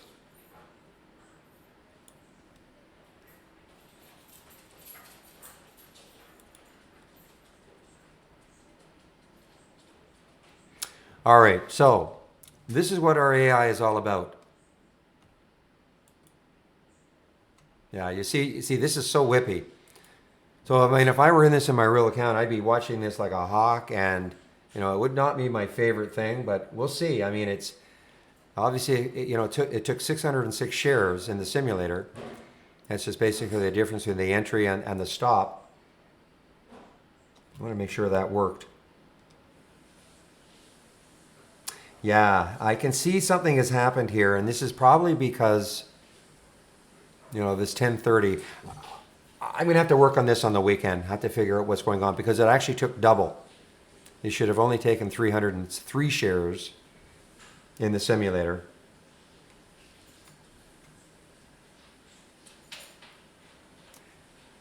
And it's possible because it maybe piggybacked on this. I know I'm probably confusing everybody, but that's okay. What I really need to do is I can open up another Brokerage Plus. You guys can't, but I can, and I might just run the other one with the 1030. Anyway, so let me talk about our AI a little bit, okay? So, and this is part of the premium service. So the AI works like this. We have approximately 50 what we call baseline strategies. This is not one of them, but if it were, basically the AI waits for the market to close, so it has access to the latest market data, and takes a look at all the filters that are in place. Now the AI strategies have way more filters, and maybe starts making adjustments to the values within the filters, maybe takes a filter out, adds one in, runs through this optimization procedure for all of the strategies. Obviously, you and I could never ever do it. Hard enough to do one. The optimization procedure, what it's trying to do is, once it goes through the procedure, is to try to find a way in which we can create the strategy so that the profit factor is at least 2 and the win percentage is at least 60. If it can't be done, then a strategy doesn't make the cut. So on Monday, we don't know which strategies are going to make the cut, but we will be presented with the strategies on Monday, because again, it'll be based on today's data and then running the optimizer. Personally, I don't really care what strategies make the cut. All I care about, what are the alerts from those strategies. So I open up the strategies trades window. If I click on new, and this is interesting to me. I have to see what's happening here. But anyway, so I open up, where am I? The AI/Holly strategy trades window. I open that up. And then if you don't have the latest beta, then what you'll see is Grail. And you have to right click, segments, all. But you should have the latest beta, and then it'll default to the all. So you'll see all of the alerts as they come in during the day. And then basically, you just manage them. GSX on the way down here. Look at this, GSX really getting kicked here.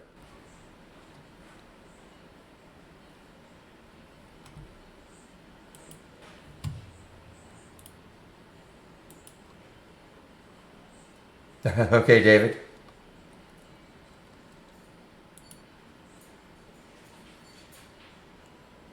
Yeah, I know about Para. I know. I could have sworn I turned off my music, and I didn't. And so YouTube said no way. All right, let me talk about the Brokerage Plus right now. Okay. Brokerage Plus, basically, it's an order entry screen in its most simple way to use it. Now, what I'm going to talk about, now you can use it for simulated trading, okay, by checking, first of all, to load Brokerage Plus, click on New, and Brokerage Plus, and you'll get this window. You'll have probably, I'm sure you'll see some columns already.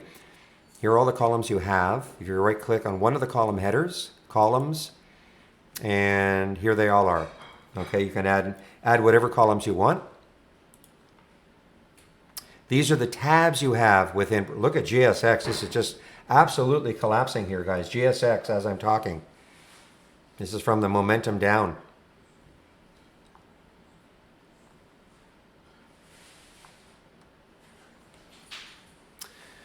Okay, so to have these tabs, click on New within Brokerage Plus, and here are the tabs available. All right, so in its simplest way, and by the way, everything I'm describing, until I tell you it isn't, is part of our standard package, okay? When you need our premium service, I'll let you know in order to use Brokerage Plus.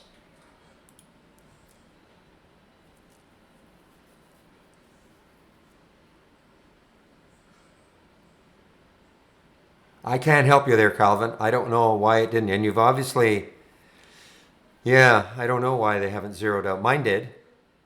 And obviously, I know you went through the exercise, of course, of closing it down, opening it up. Now, were there carryovers, like long trades that did not close out? Because then you have to,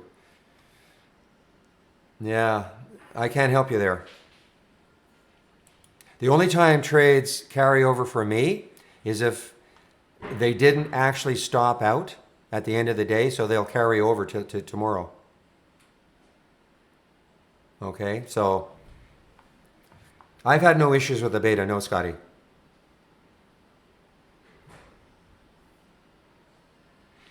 Okay, let me continue on with Brokerage Plus. Okay, so in its purest form, what you would do is you would click on an alert. The symbol will show up. You can pick how many shares you want to trade. You can pick the price you want to go in at. And if you're shorting, you sell. And if you want to go long, you buy. That's in its simplest way to use it. And I'll go over some of this later on too. You know, I mean, you can certainly use Brokerage Plus like that. And clicking on the simulator, Trade Ideas Simulated Trading. This is using our real-time data. All right, so it doesn't matter what brokerage platform you have. If you wanted to trade your own account, then you would have to click on Interactive Brokers and connect, okay? Interactive Brokers is the only brokerage platform that Brokerage Plus works with right now.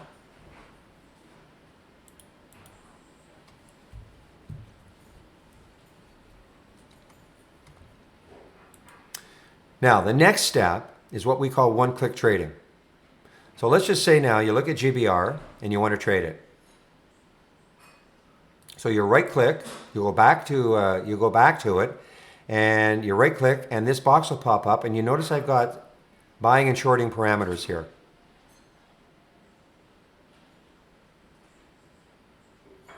I'm just watching the CEI. I have buying and shorting parameters here that I've created myself. This is what I would call, this is called one-click trading. And so I would just pick how I wanted to trade. And I'm going to show you how you set this up. So you have to have the strategies tab within Brokerage Plus. Again, if you don't have it, click on new and make sure you have the strategies tab. Here are all the strategies that I have. Some are long, some are short. Meanwhile, CEI is in rippage mode. So right now, remember this one came in the 1030. I'm going to have to, I know I'm going to have to more fully explain all that.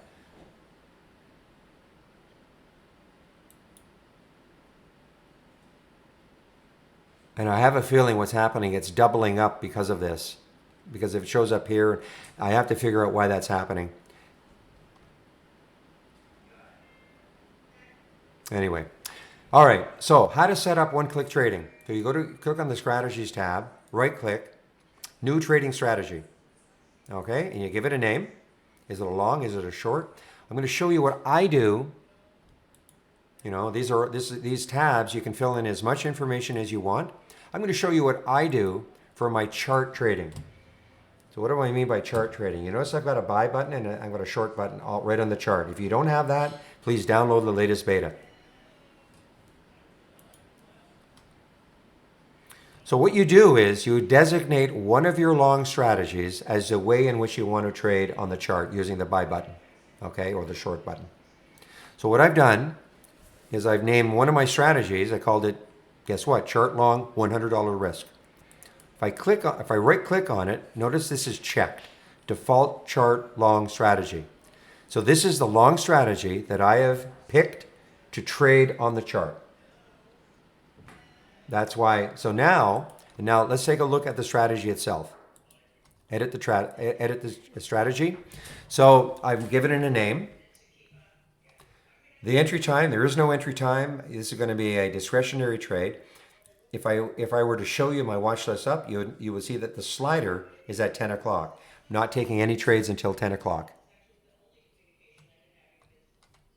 Order details and risk management. They work hand in hand. Look at CEI, guys. They work hand in hand. Now, I encourage you to use this position sizing based on a stop loss. And you'll notice here, now you have a drop-down menu, but I would encourage you, especially if you're practicing trading, get used to the idea that guess what? Not all trades are going to work. So you should have a get out of Dodge value.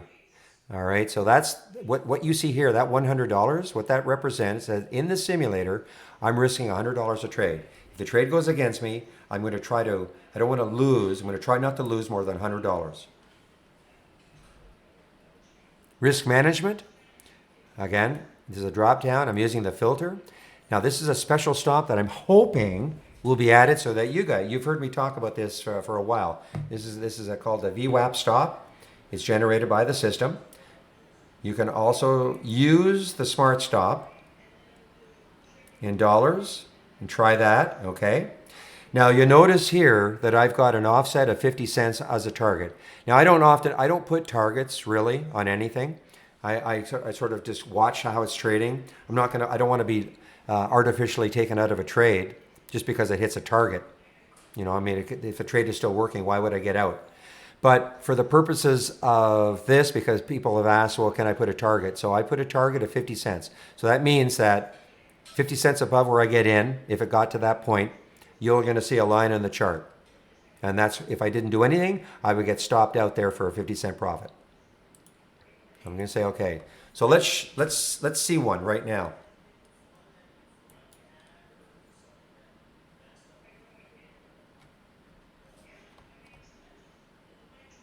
And just a minute, please. My music stopped. I'm going to put myself on mute. Just a minute, please.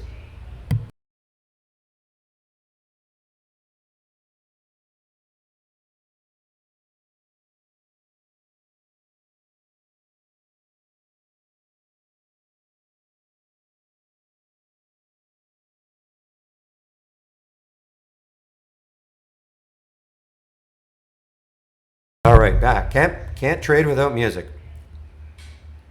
So let's just take a trade. Let me find one on the long side. Okay. So Sam, I prefer if you use Chrome. I mean, within Firefox, there has to be a way to disable your hardware accelerator, and that's the trick: disabling the hardware accelerator. Okay.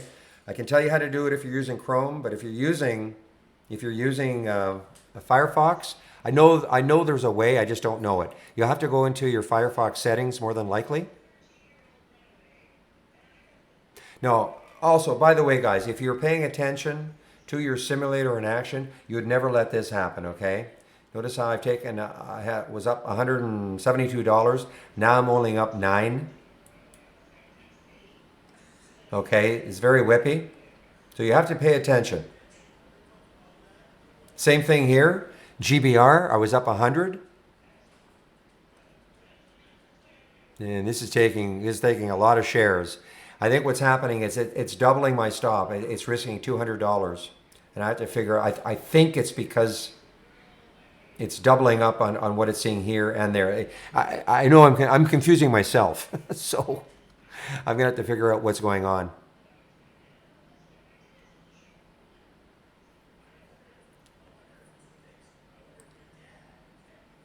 Okay. I'm going to flatten out of there. I'm going to flatten out of everything right now just to, I want to see what happens later on.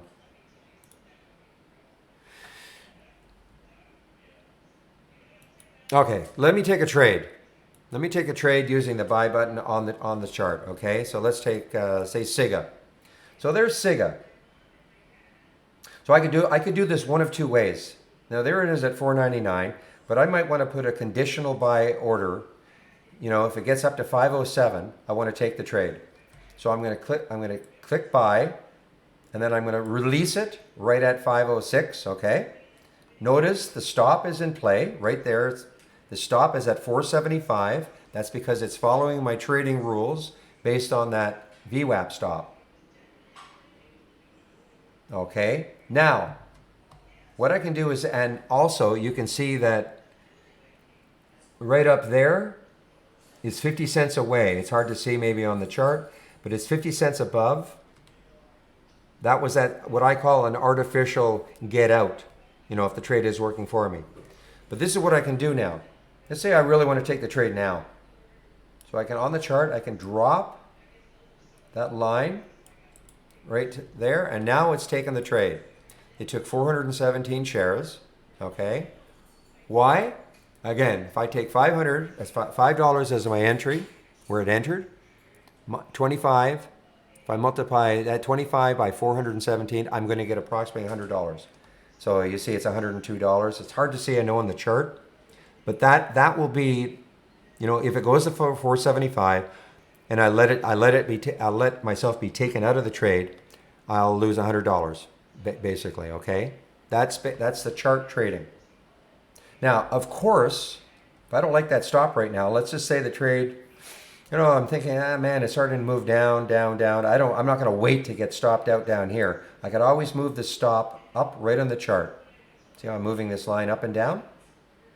Now, maybe I move it to the bottom of that candle as an example. Or like a trailing stop. Let's say the trade starts really working for me. I can start moving this up as a trailing stop. Instead of some kind of an artificial number, a 1% trailing stop or a 10-cent trailing stop, why not use the chart where it makes sense to put a stop, based on the chart. So you can use this as a trailing stop. And again, if this started approaching where I was in theory wanting to get out based on the target, of course I could move this line up. Okay? I could just move it up.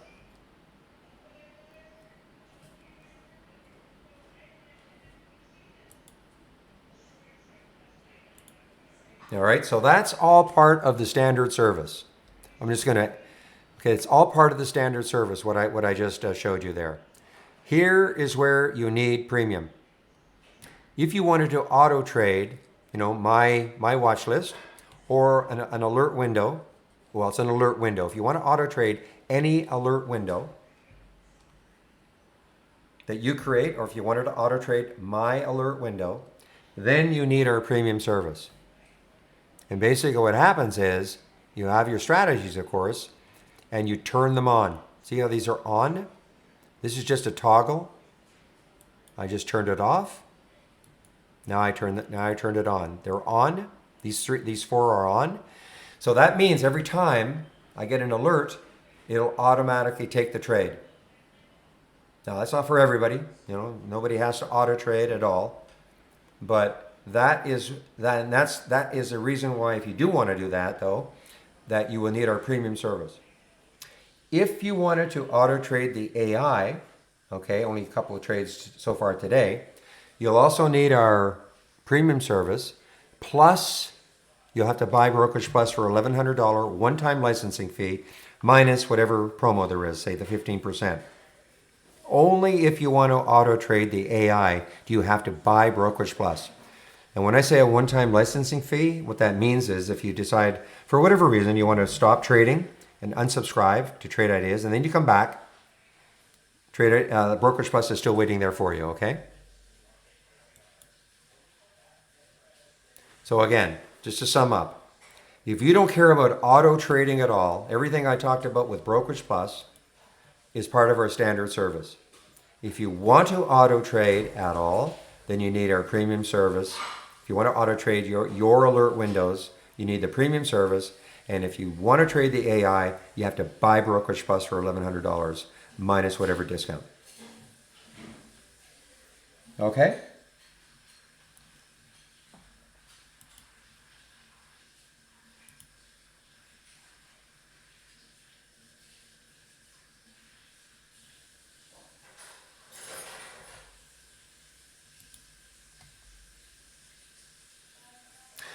So Calvin, again, these are not trades, and you probably know this. These are not trades that you had from yesterday that just didn't get stopped out, and there's no way to flatten them. I mean, I've had that happen to me too. I opened Brokerage Plus the next morning, and there were still trades active because they did not get stopped out, and I did not have a time stop on it. So they carried over. But so again, I'm trying to figure out. I mean, you can't flatten the trade. You cannot flatten the trade. You must be able to flatten it to get rid of them all.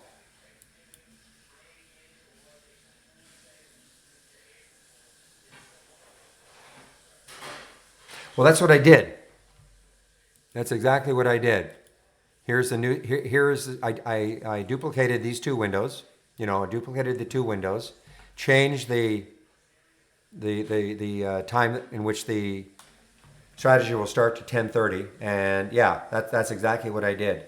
But I think what's happening is, for whatever reason, it's doubling up the position. Not here. This was a, but it's doubling up the position because I was noticing on these ones that were taken at 10:30, my risk was $200. Unless I did something crazy. Maybe I accidentally put a risk of $200.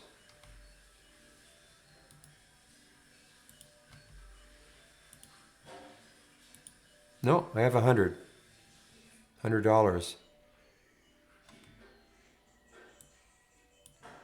But it's almost like, okay, you had that initial. I mean, I had all of these were triggered before. Well, I shouldn't say all of them. Let's see. CEI was triggered before, yes. And where's the other one? GBR. No, and GBR was also triggered before. Now, what'll be interesting to me,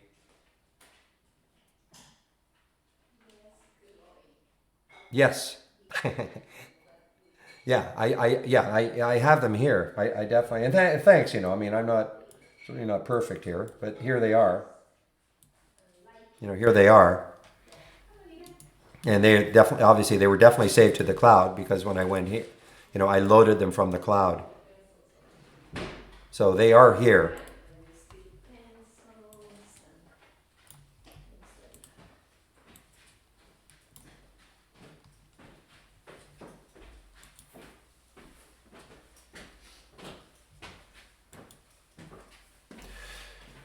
Well, Calvin, that actually was happening a while ago. I mean, I say a while ago, a couple of months ago, also, but where they weren't being zeroed out. But that has not happened to me for a long, long time. So I'm not sure. Hopefully, that doesn't happen to you on Monday.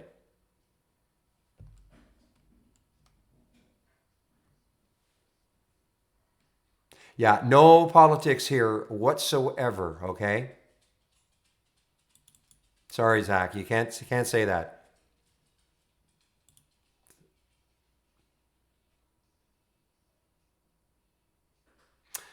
All right, no, it's on yours, okay? So you have to disable the hardware accelerator. Now you were in the room yesterday, okay? You have to disable the hardware accelerator within Chrome, okay? If you find the, I tried Firefox this morning, guys. I did. I wanted to see maybe if my flickering pointer would go away, and it didn't. I can't. I just can't do it. I'm sorry. The pointer was flickering like crazy. I was hoping maybe Firefox, it wouldn't happen this morning, but it was flickering like crazy. So just disable the hardware accelerator, okay? Use Chrome as your browser. Disable the hardware accelerator by clicking on the three little dots that you'll see, like those three little dots. Your Chrome set, not here, but in your Chrome settings, and then go down right at the bottom. Click on Advanced. Scroll down again where it says hardware accelerator. Disable it. Shut the browser down and reload.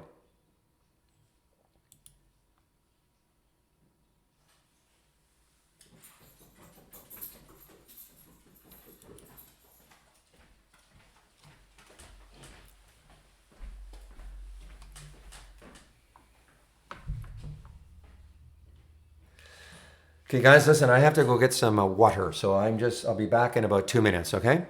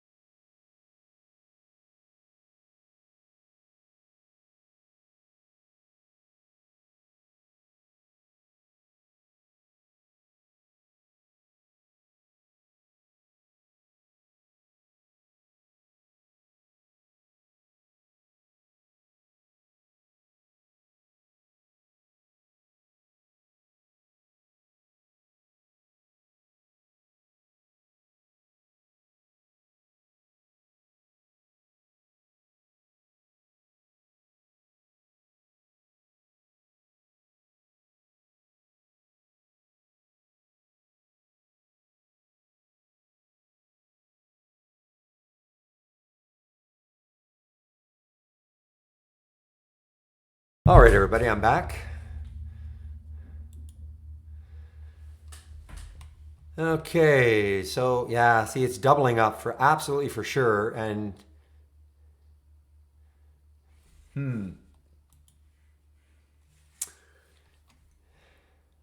okay. Now I can see why. Okay, this makes sense to me why it doubled up because it took it here and it took it in the other one. Okay, so I do understand that. Yeah, that makes sense.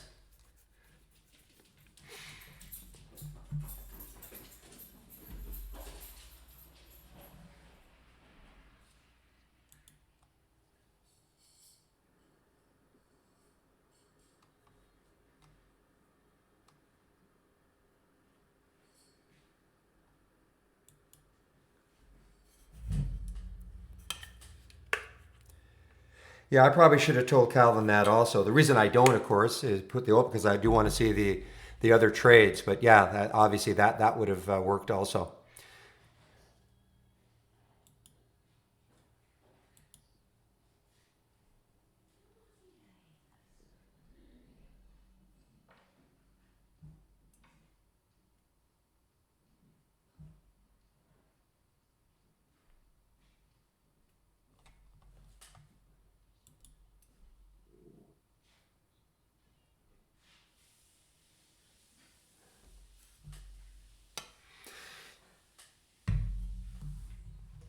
Okay, guys, market, yeah, moving down, down, down now.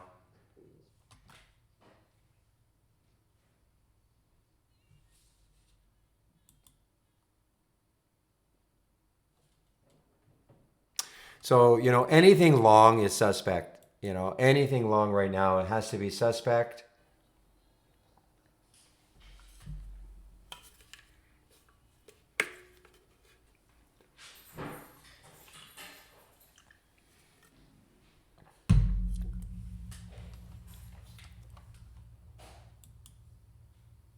I'm going to get out of this one. This was just a demo.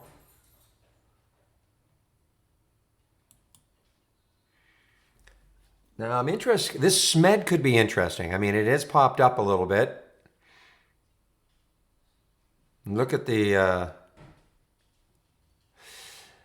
yeah, guys. There's something going on here. I cannot explain it. I cannot explain it because look at this. The entry's 681. The stop is 681. There's something going on. Don't know how to explain it. This is the first time this has happened to me on the simulator on auto trading, and that's what happened with the AGNC also. And that was also a short. I don't know if it's just the shorts that are doing this.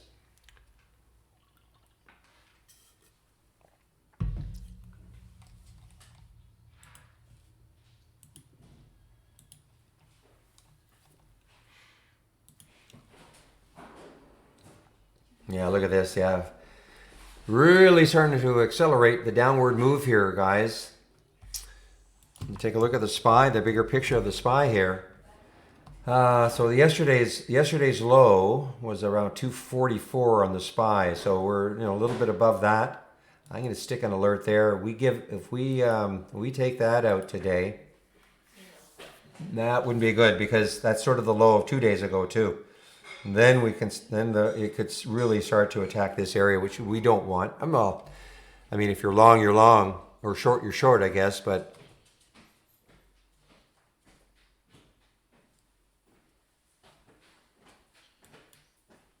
yeah, GSX continue. This is ringing in my ear as a short. Boy, you could have got that too earlier. It wasn't down 10%.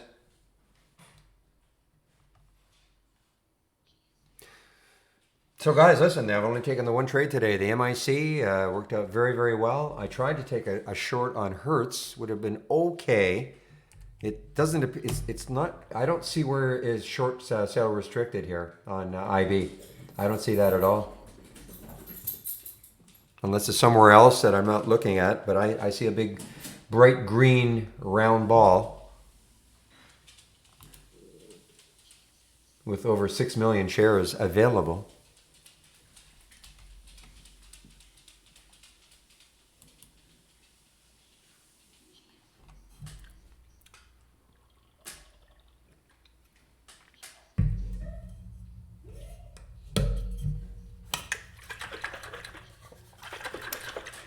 Guys, you know what's having a tremendous bounce is keep an eye on MIC now. This could easily, I know it's bounced a lot already, but interesting pattern right now. I mean, if it holds this, if it holds 18, this could have a bit of a recovery, more of a recovery. I mean, look at this. It's gone from 17 to 18. So, meanwhile, GSX just collapsing here. Trying to see if there's any news, specific news on it.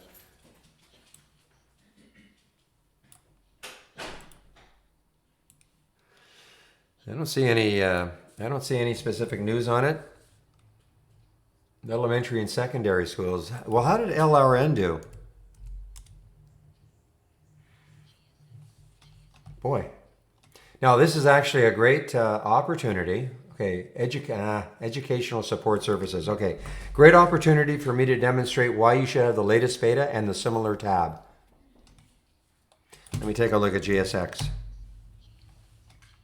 Unfortunately, it's the only one in elementary and secondary schools. This is a drill down subsector. Well, that doesn't help. I wanted to demonstrate. I wanted to show you other stocks that might be doing the same thing, that are in the same sector. But evidently, this is the only one. Hard to believe, but let me explain what the similar tab is all about. And this is how I use it. And again, if you do not have the similar tab in your single stock window, please download the latest beta. And you can download the latest beta right here. Click on subscriptions and download TI Pro or Beta. And when you do that, you'll be brought to this page. Just scroll down until you see the beta, okay?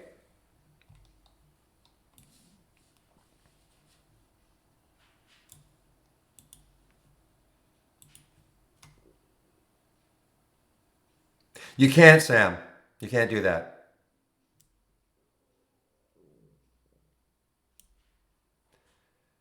Yeah, it must be something on your end, Nate. My speakers are not on.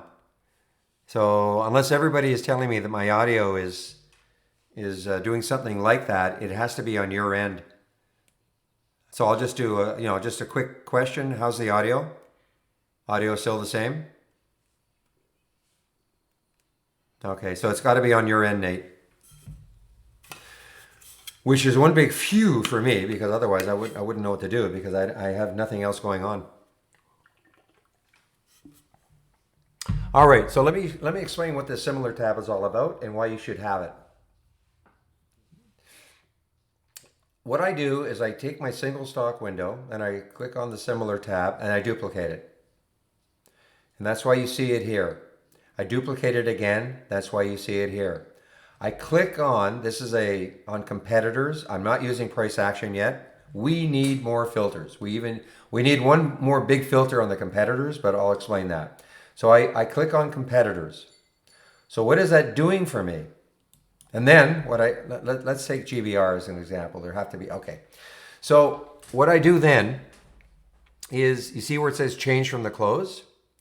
I want to see the ones that are up the most right at a glance. So I sort on this change from the close column, and I sort again. You can have it. And so I want to see the ones that are down the most. Okay, so I want at a glance, I want to see the ones that are up the most. I want to see the ones that are down the most. So when I click on an alert, like the GBR, these are stocks in the same sector, crude petroleum and natural gas extraction or something. Okay, that is the sector that these stocks are in. So when I click on something, I can see, okay, great. How are other stocks in the sector doing? As an example, why is this one? Now here's where, here's where we need a minimum volume. Looking at something with 25,000 shares is irrelevant. So I think we were hoping that would be an easy add, but I guess it isn't. But it's definitely on the to-do list with the single stock, with the similar. So that you don't have to see something with only less than 100,000 shares, to be honest. So that's why the similar stock window is really cool. Now here's where it gets even better. Say you wanted to follow that sector all day long. Not a bad idea. Energy is certainly in play. So what you do, and any window, any sector, but what you can do now is now I can take a look at it and I can pop it out. Right click, pop out. So now here is a top list with those in there. And now what I can do is I can add columns, I can add filters. Let's just say for argument's sake, you only want to see stocks between, $1 and $10 or $10 and $50. You just start adding the filters that you want. Minimum volume, 200,000 shares, whatever that is. Where is it in relation to the position in the day's range? All those sorts of things. Now you can take maybe a favorite sector you've got, or maybe you just want to, maybe a favorite sector that you have all the time, or a hot sector for the day. And you can just pop it out and follow that sector for the entire day. See how it's doing. See how the stocks are doing in that sector. So this is a very, very cool add-on. I think we've had it on for about a month, and it just needs a few more filters to make it truly, truly something that I think people are really going to like. I mean, I like it right now. Now, I can't pay as much attention to it because of everything else I'm doing. But if what I would probably doing yesterday, absolutely pop out the energy sector. That was a given. And just follow stocks in the energy sector all day long instead of, cruising around doing all sorts of different things.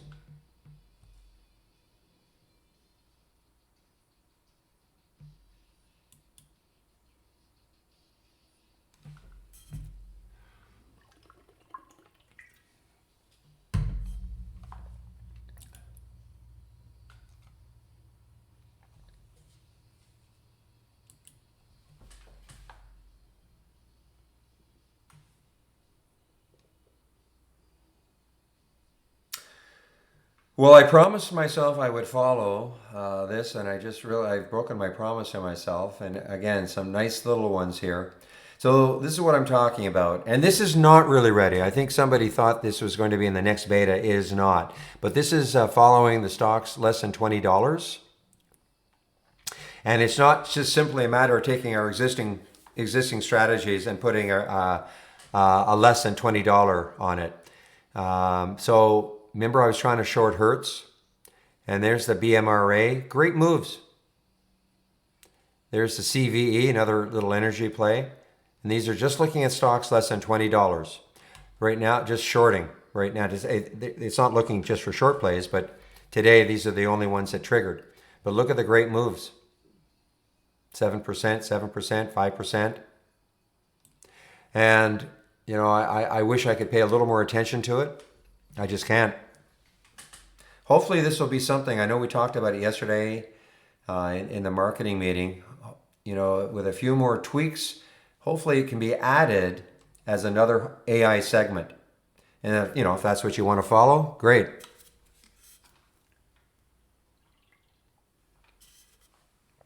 It's not everybody's cup of tea, I know. Some people think $20 is too low, the stock, so you don't have to follow it.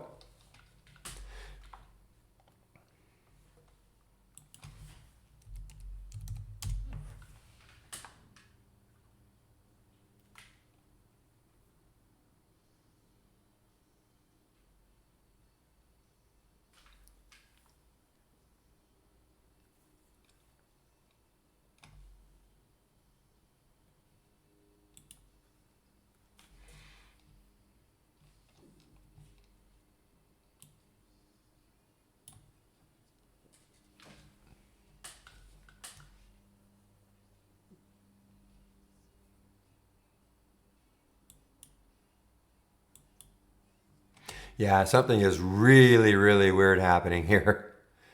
I'm just going to have to exit this on these shorts anyway. Not so much the longs, but... Okay, you guys have been talking about GIS. I feel like I'm in a alternate universe or parallel universe. I see, but I just having to really watch not other stocks, but just explaining and keep an eye on play here. This is an earnings play.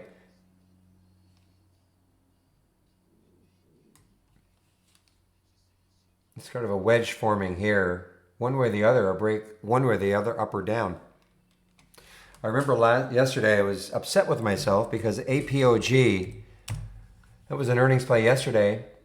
So upset with myself. It continued down today, APOG. No.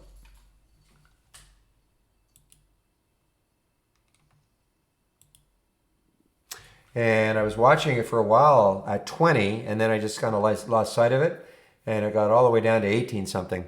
It was an earnings play.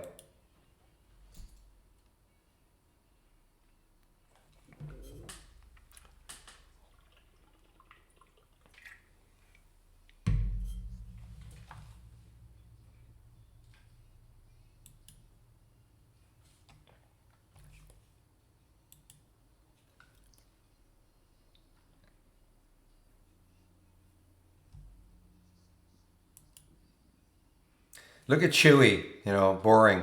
Boring now, anyway. So what I should do is put an alert down here and one up in this area and see if it breaks out one way or the other. This is an earnings play. Negative now. It was positive in the pre-market. It was ripping higher in the pre-market. Then the market opens and it just, look at this bottoming tail.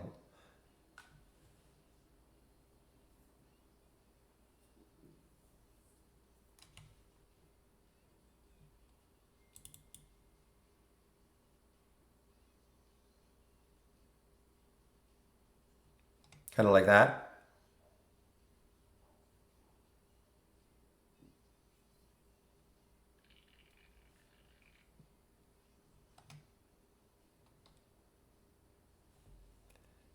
Yeah, no, something's going on. I can't, certainly on the short side, this is not working.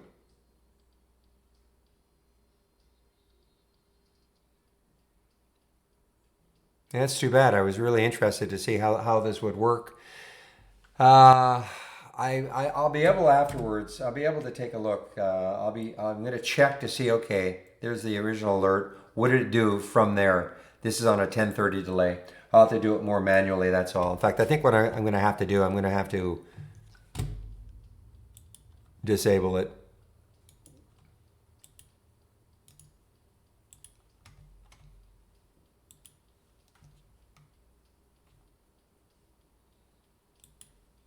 In fact, what I'm going to do, I'm just going to get everything.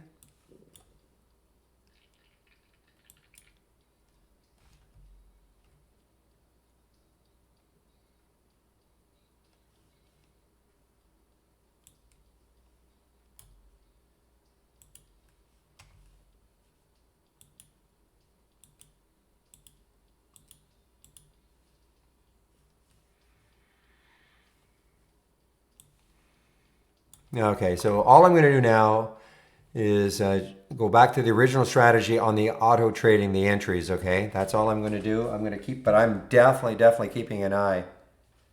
Definitely keeping an eye on the 10:30 delay one to see what happened afterwards.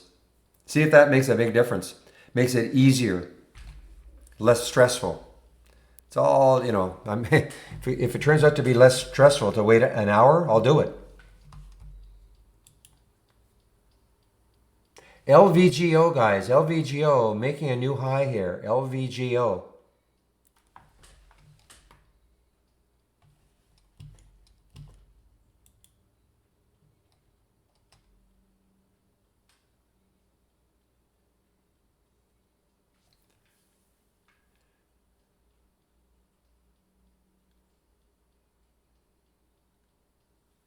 Yeah, I'm sorry, Winner. We have to keep this in English, okay?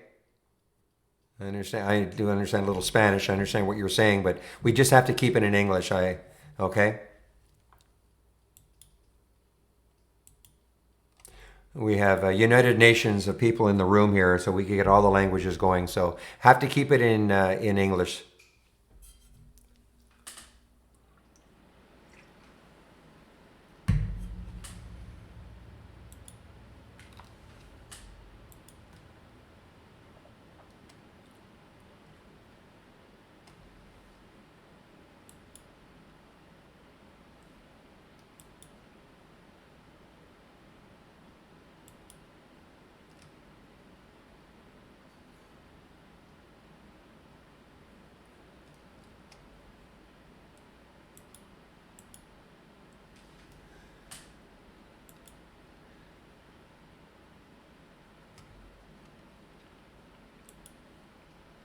All right, now GBDC 953. Let's see now, 953 on the alert. Starting to move down a little bit here.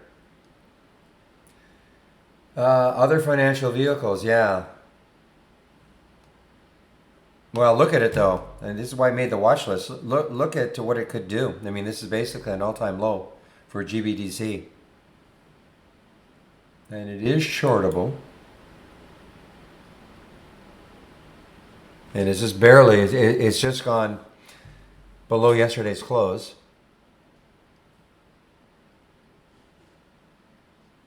Keep an eye on this GBDC, guys. I mean, this is now it was probably down 10% yesterday, so it may not be easy to get.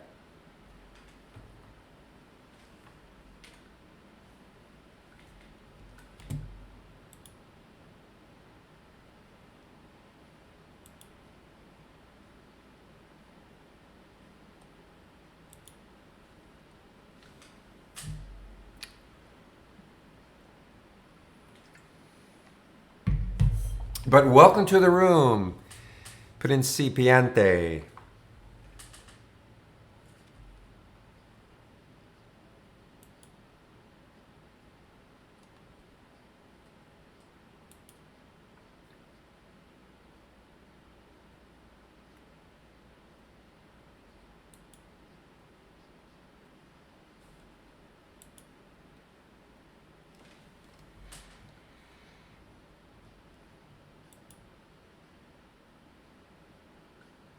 Okay, really watching this one. This could be really interesting. I almost feel like taking just a little short to try. There'd be a big stop area at 10, and that is for the GBDC.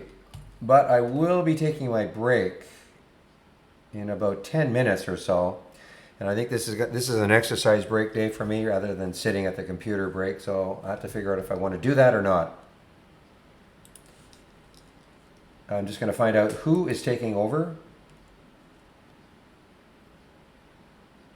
Okay, so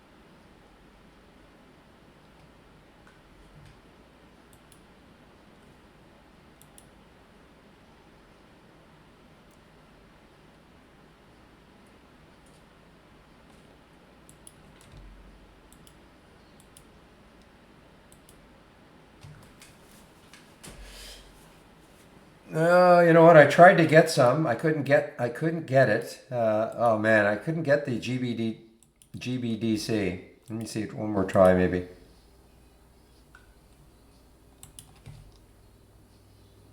No, son of a.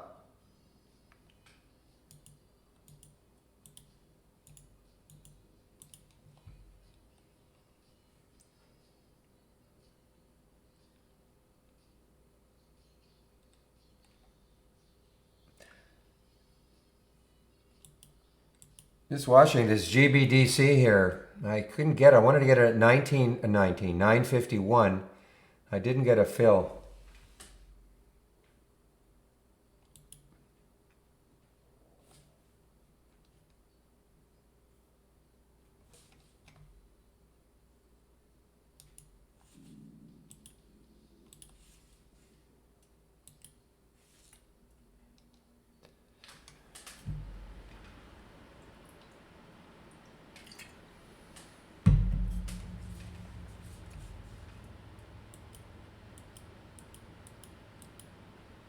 Yeah, I don't know. I mean, it's a strange one. I don't know. An all-time low now for GBDC.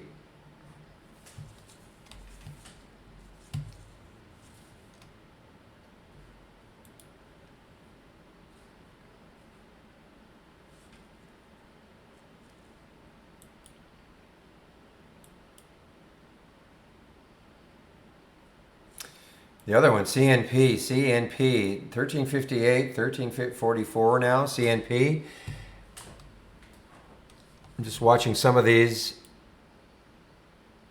I think what happened is I turned, I turned it off and just before I could take this trade in the auto trader. I'm sorry, in the auto entering on this CNP.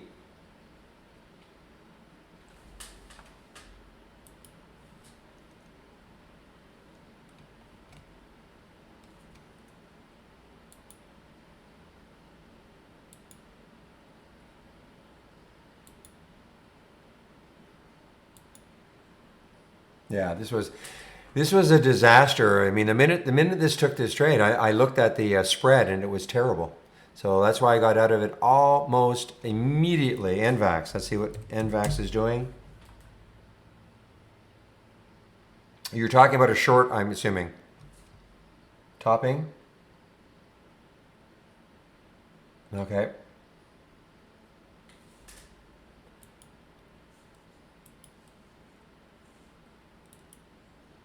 Ah, well, I'll be. Just checking here. I got a fill in GBDC. I actually got a fill. Not great. 946. So I'm in it short sell GBDC at 946. Somehow they filled me. I must have left it in there by accident and they filled me. So, oh well, we'll see what happens.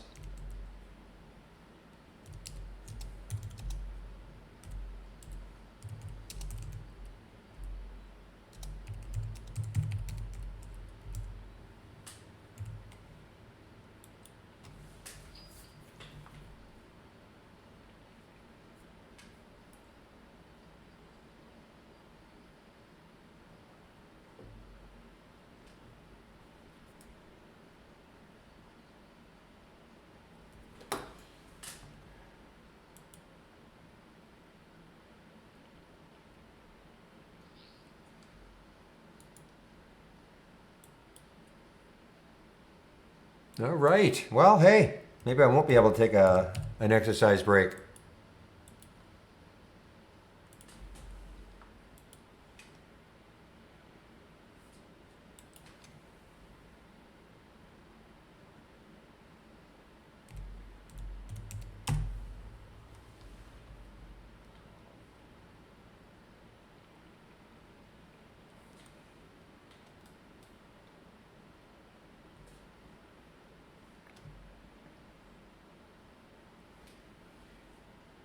Yeah, let's see. I like to see it get into the low 930s. I still want to have a break. I want to take a. I need a bit of an exercise break.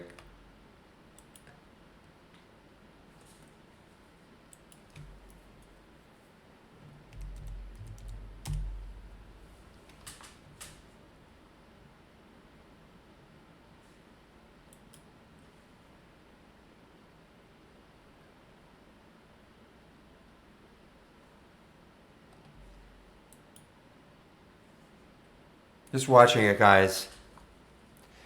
Yeah, my elliptical. I mean, I can put the big chart. I mean, it's in view. I could hop off it, I suppose, if it just popped up. But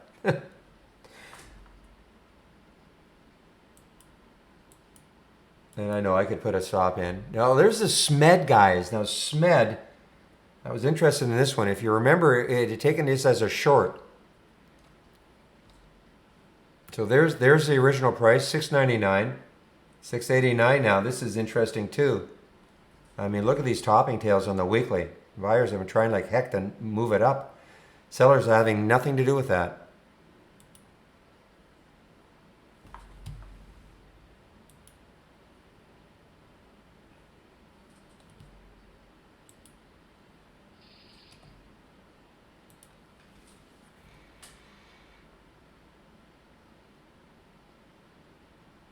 I can delete it, Calvin.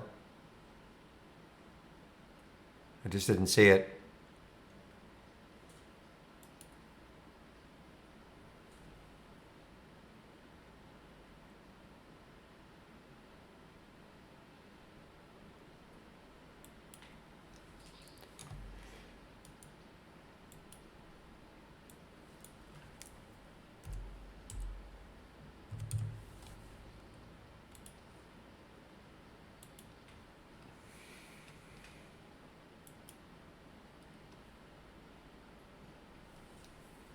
Just give me a little bit lower on the GBDC.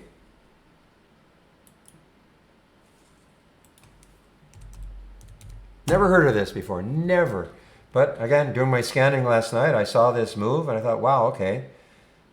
It's basically at an all-time low. Let's see if it can continue down lower. And that, so far, so good. That's why it made the watch list.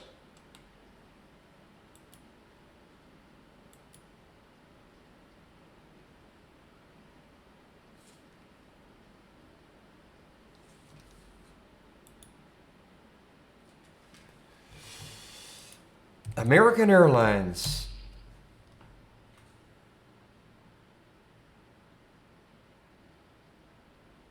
Yeah, look at this. Talk about lower. Look at lower, lower, lower on the SPY. I mean, that's why I'm still maintaining the GBDC. As long as the SPY keeps doing this, this could keep dragging this down.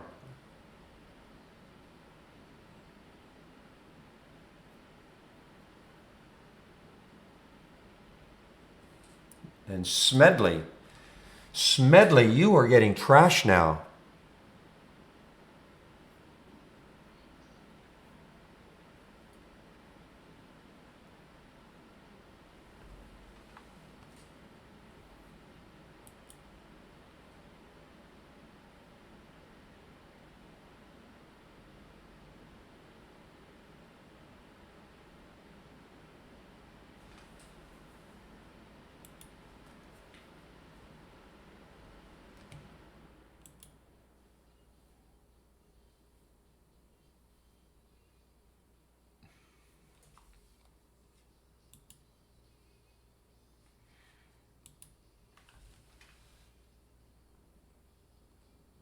Okay, guys, again, I'm just really waiting to see if this GBDC can get down to the low 30s, maybe even into the 20s. That'd be a nice win as the market continues down. We're just following the market. Look at SMED, guys. I wish I were in this one. SMED. Look at the room it's got. Tons of room. So who asked that question? Cash. You see what I'm looking at on the daily chart? Look underneath. There is maybe, some support. That's $1 away on a $6 stock. That's what I'm talking about. I had a question in the YouTube room. What do I mean by room? So it has room to move if it wants to. That's why I know you guys are probably bored to tears of my talking about it, but that's why I'm always looking at the daily, weekly, monthly chart.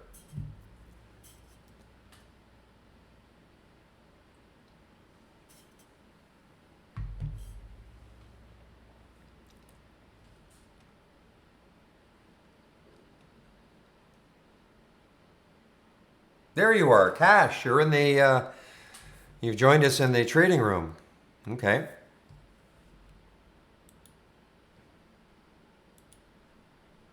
Yeah, it's a little more robust in here. A lot more activity, and I can share a lot of things. It's not easy for me to do that in the YouTube room. Speaking of which, I'm just waiting for I think it's Sean today, who's okay. Yeah, so to fix that, Cash, you should be using Chrome as your browser. You probably have heard me say this. If you can find the tech support tab and scroll up to the top, there is a fix. You should be using Chrome as your browser. Basically, the idea is to disable the hardware accelerator in the browser. You have those 3 little dots with your Chrome browser settings. Click on that. Go down where it says Advanced. Click on Advanced. Scroll down again. And disable the hardware accelerator. And then get out of Chrome and reload it. And that'll solve the problem.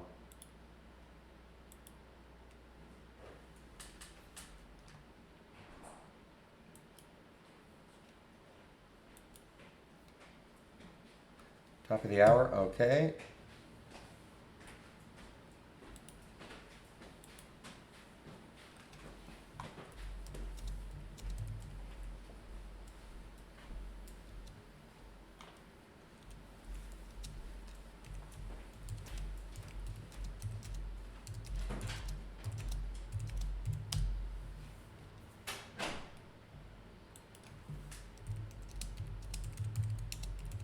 So I'm just asking Sean, can you hear me, Sean? Have you got the YouTube up so you can hear me? So I can give the countdown and then you can take over. Minute I hit 1, I'm going to stop my streaming.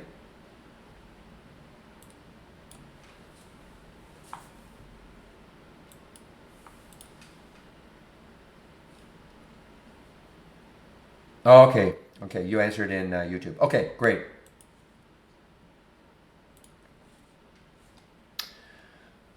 All right, guys, again, just kind of waiting on that GBDC. If it has, yeah, I may get out of it.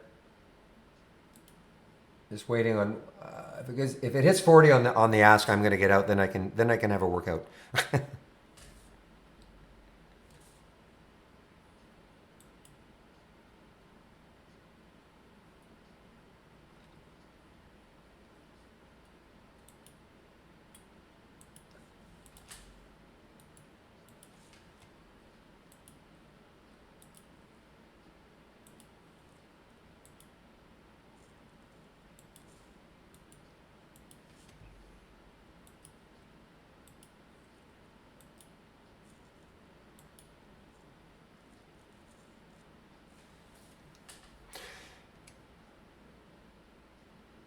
A function to download the trading to a spreadsheet.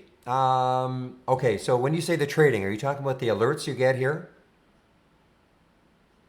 As an example? Is that what you're talking about? No, okay. Then I'm not sure what you're talking about. All you can, well, okay, I'm not sure what you mean then.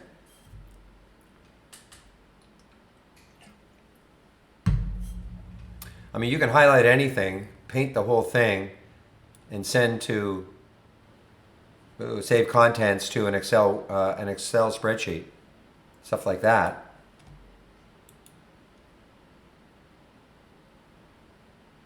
Other than that, no. Then I don't know what you mean.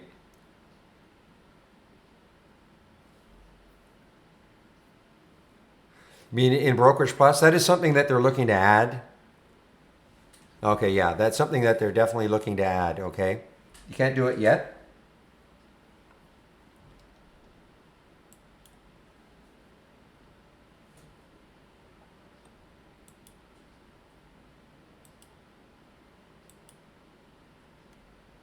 Yeah, I'm probably going to get out of it, the GBDC.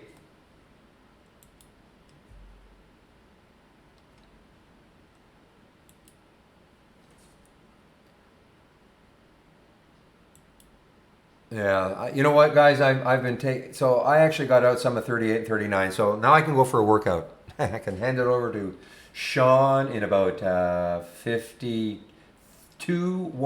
seconds. Okay. So I am all out of it. Nothing fantastic. I was hoping it would get into low 30s, high 20s. But hey, I'll take it. And I'll have to look at it later too. But nicer to have taken it right there at 9:53.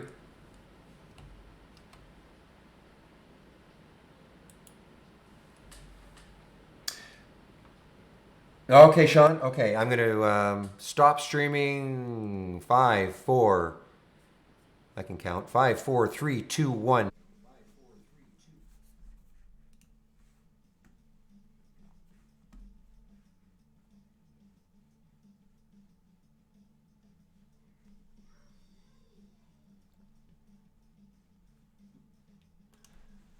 All right, all right. Hello, everybody. This is Sean, Chicago Sean McLaughlin, taking over for Barry for a well-deserved rest. Thank you, Barry, for all that you do. Keeping everybody sane in this insane market. So welcome. This is the 1 hour Q&A session. We do this every day at noon Eastern for 1 hour, up to 1 hour. Where there is no itinerary, there's no agenda, there's no plan. We're just here to answer your questions about the software. If you have any questions about the software, need help on tweaking one of your windows or tweaking a layout or want to know how to do something in Brokerage Plus, I'm your guy, hopefully. hopefully I can answer your question. If not, I got some teammates hanging out in the chat that might also be able to help. I see Jamie there. I know Steve is there. Maybe even Mike C will answer questions. Mike, you've been deputized. You're here every day. You know all the answers. Hello, Mike.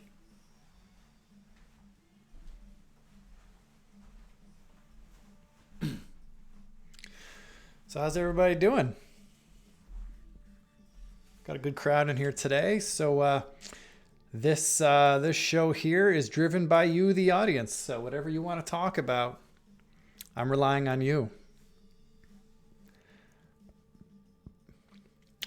So far today, I've gotten into 2 Holly trades. Holly's been very slow today,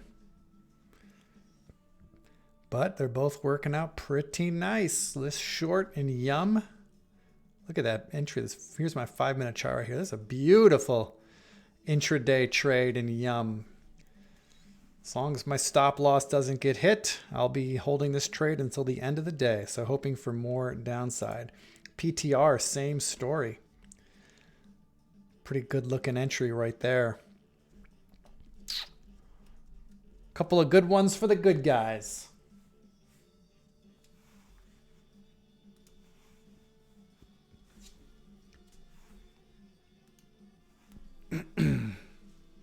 This is no NVO. This is a swing trade that I put on a couple days ago.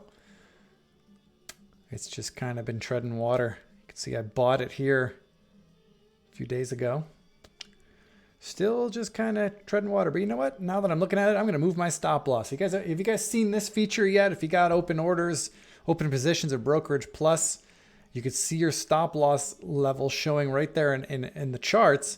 And check this out. If I want to change my stop loss level, all I need to do is drag it up. I'm going to put it right to the bottom of that candle yesterday.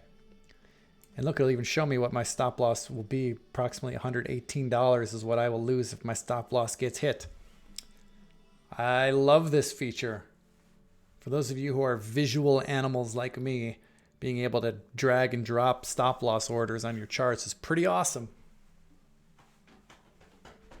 And by the way, I'm using the Trade Ideas simulator to do these trades. This is not real money, but I'm demoing the simulator for all of you. Everyone who is a subscriber to Trade Ideas has access to the simulator. It is a free feature, and we strongly urge you to use it, especially if you're considering auto trading your own strategies or auto trading Holly. Strongly encourage you to play around with the simulator for a couple weeks, couple months, until you've gotten a certain level of comfort so that you can let the machines do all the heavy lifting for you. That's the promise of Trade Ideas. That's the future of Trade Ideas. I got some music playing quietly in the background. Let me know if it's annoying to anybody. I'm not sure if you can hear it or not. I'll turn it off if it's causing any audio issues for anybody.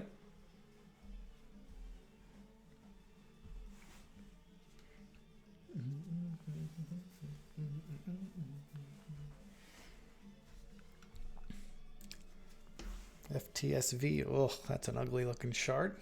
47, never even heard of this company. What do they do? Clinical stage immuno-oncology company. Okay, well, makes sense why they are making all-time highs, although that looks like it's a buyout going on here. This chart looks pretty suspect, that daily chart. Probably a buyout, but woo, boy, anybody who got in end of last year, you've had quite a nice run. 5 times your money almost. Good for you.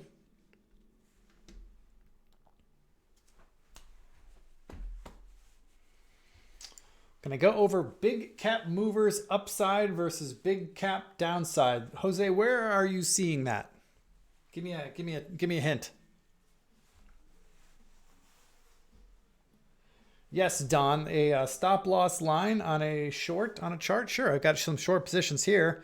If I pull up YUMC, I'm short this blue line here, and the red S pointer shows me where I shorted this position, and up here, this blue line, that's my buy stop to close my short position. Hope that was clear, Don. Jose, let me know where you're seeing that big cap movers upside versus big cap downside, and I'll happily move over there and look through it with you. I'm assuming you're seeing that on a channel somewhere.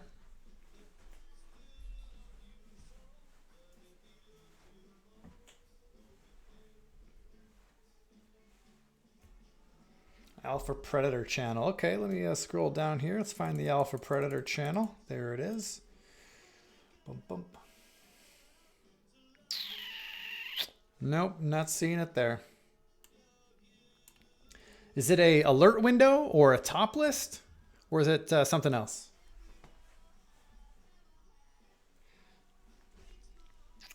You might be talking about a compare count window.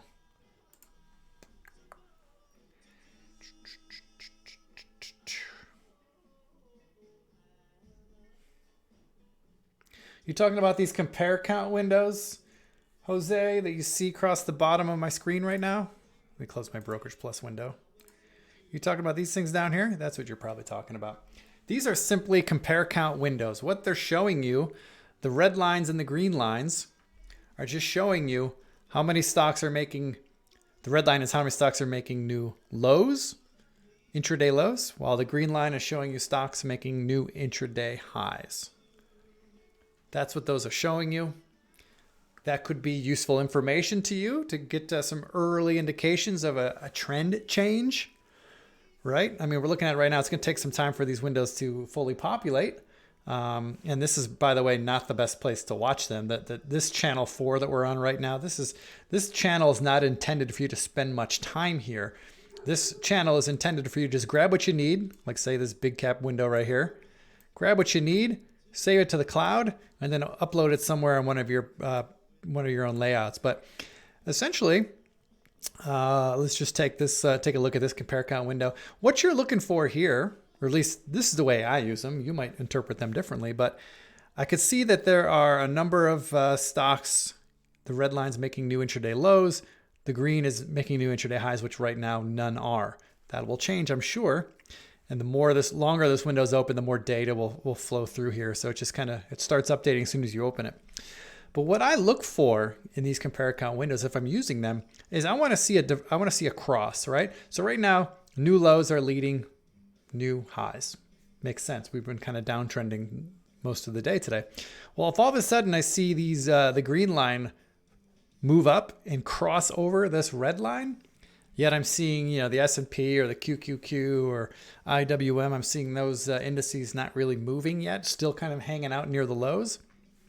Well, if I see the green line cross up ahead, that might be an early indication that there might be a trend change afoot. Maybe. We don't know for sure. We'll never know for sure. But it's oftentimes can be an early indicator. And I've seen that happen. I used to keep a compare count window open on my layout all the time. I've since moved away from it. But I used to keep it open all the time on my layout, on my main layout. And every once in a while, it would definitely give a all clear signal on a trend change that turned out to be beautiful. I'm not saying it's going to work that way every time, but that's how I use these. I know Jamie uses these a lot. Jamie might have some other input if you want to throw it in the chat there, Jamie. You don't have to, but if you got any other insight you want to add on that, please do. But that's how I use these. Hope that answered your question, Jose.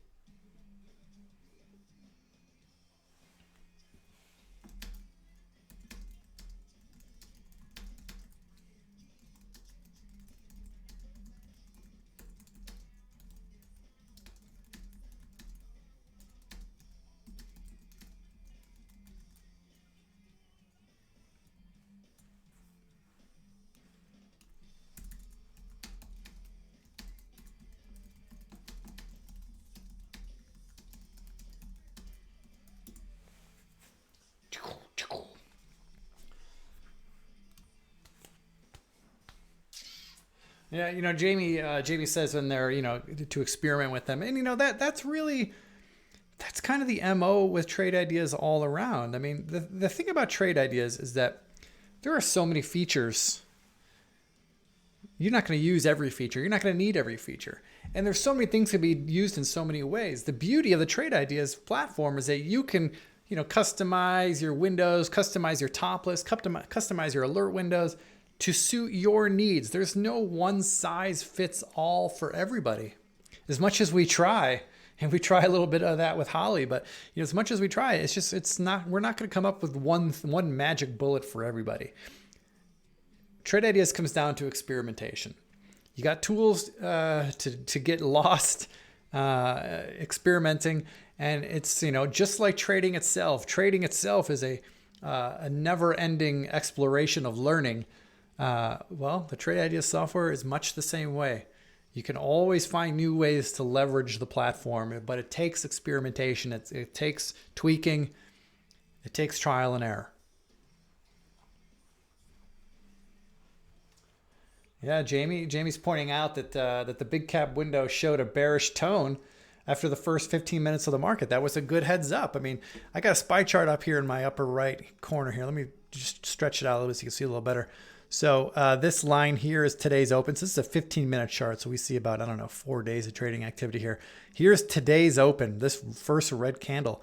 And right in the first 15 minutes, one of those compare account windows was giving heads up that, more stocks were making new lows than making new highs.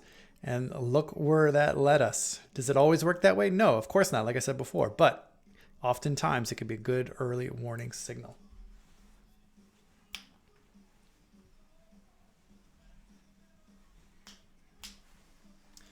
Marker wants to plumb some new lows here, huh? Let's pull up a daily chart SPY just to give us a little context of where we've been and where we are. I'm going to zoom in on this chart a little bit. So here's where the sell-off, it's crazy to me that it was not even, 6 weeks ago that S&P was at all-time highs. Seems like a year ago. But there it is. And we've had this cascading move lower. We've had a beautiful if you like dead cat bounces, beautiful bounce. And now the S&P, at least in the last 3 days, seems to be trying to churn through some overhead supply and some support down low. That's a recipe for some sideways action. Do we test the lows again? Nobody knows. I wouldn't be surprised. Would not be surprised at all. Cool. Jose, I'm glad you're getting what you need. Awesome. For the rest of you, if you just joined in the last few minutes, this is a live Q&A session, open forum. So any questions you got, this is the place to get them answered. I'm here live on the mic. Jamie and Steve are hanging out in the chat box. So good chance between the three of us, we can get your question answered, no problem.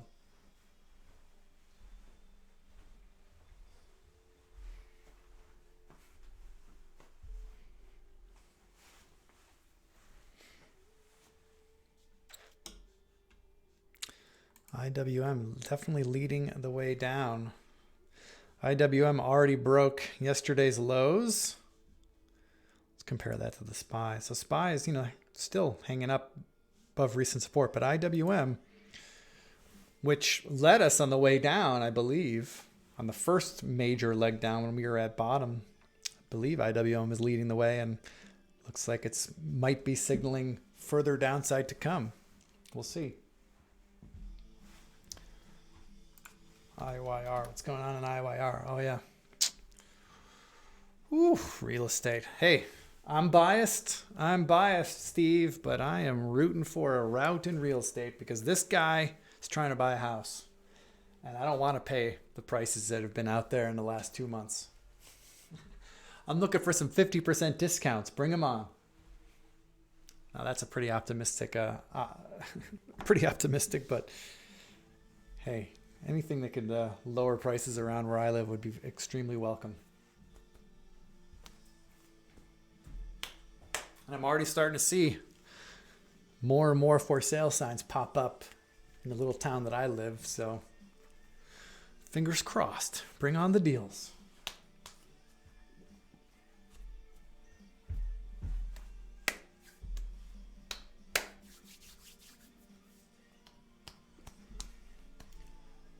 Chris, you're not the first one and you won't be the last one to ask us for EMA filters. Unfortunately, we don't have them. Are they in the pipeline to be built? Maybe. I don't know. I'm going to be completely honest. I don't know. It's not a high priority. And the reason why it's not a high priority is because we have simple moving averages. And you're really just splitting hairs if you think there's a difference between an SMA and an EMA. Yes, I know technically there's a difference. Technically, yes, there is a difference. But you're really just splitting hairs, and it really only makes a difference if you're, I don't know, a micro scalper, maybe? I don't even know who it makes a difference for. This is my opinion. You could disagree with me, but we've got SMA filters. That does the job for 99% of our customers. So EMA, yes, it gets asked for on a daily basis. It may get built at some point. It's just not a high priority.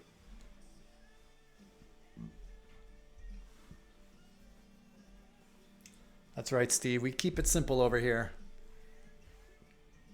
Keeping it simple, especially in crazy markets like this, keeping it simple will keep you afloat. Let's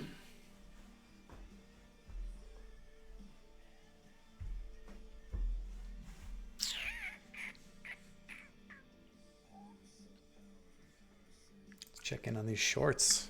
Man, I'm loving these two short trades, guys.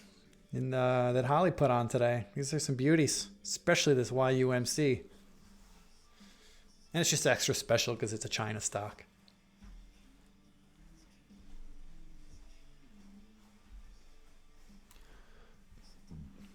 Chris, cool. I'm glad that's working for you. I imagine you would have similar success on an SMA cross versus an EMA cross. But again, that's my opinion.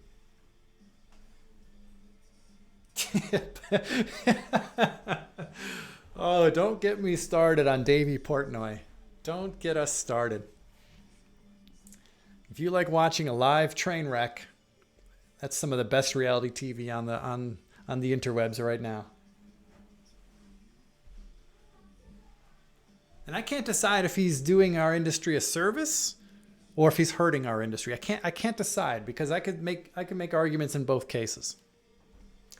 On the one hand, he's showing people that trading stocks is the only game in town. So come on in. Water's warm. The more people into the market, the more liquidity. It's better for traders. It's better for investors. It's better for everybody. That's on the one hand. On the other hand, his grasp of risk management is just, there's going to be case studies written on this. I mean, the guy just has no plan. From what I've seen anyway. I'm not watching a whole lot, but I hear a lot.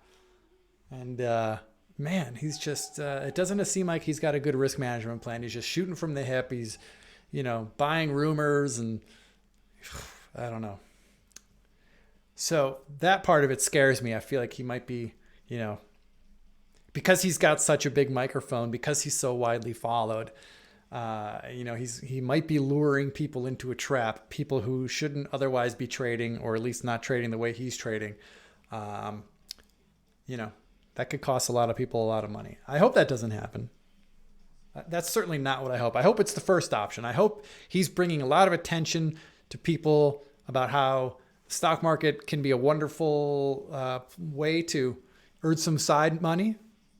If you could learn the craft, if you could learn the skill, if he brings that kind of attention to what we're doing, then that's wonderful. But boy, are you not entertained watching those daily P&L swings?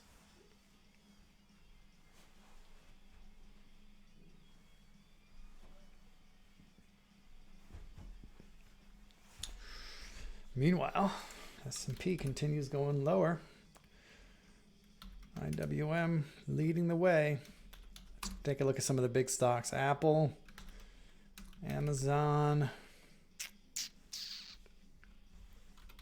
Facebook.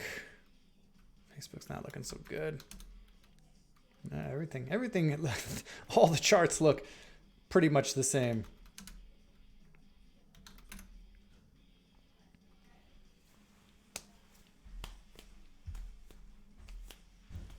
Yeah, Jamie, Kenny Rogers does come to mind. You got to know when to hold 'em, know when to fold 'em. All right, I'll stop. That's enough.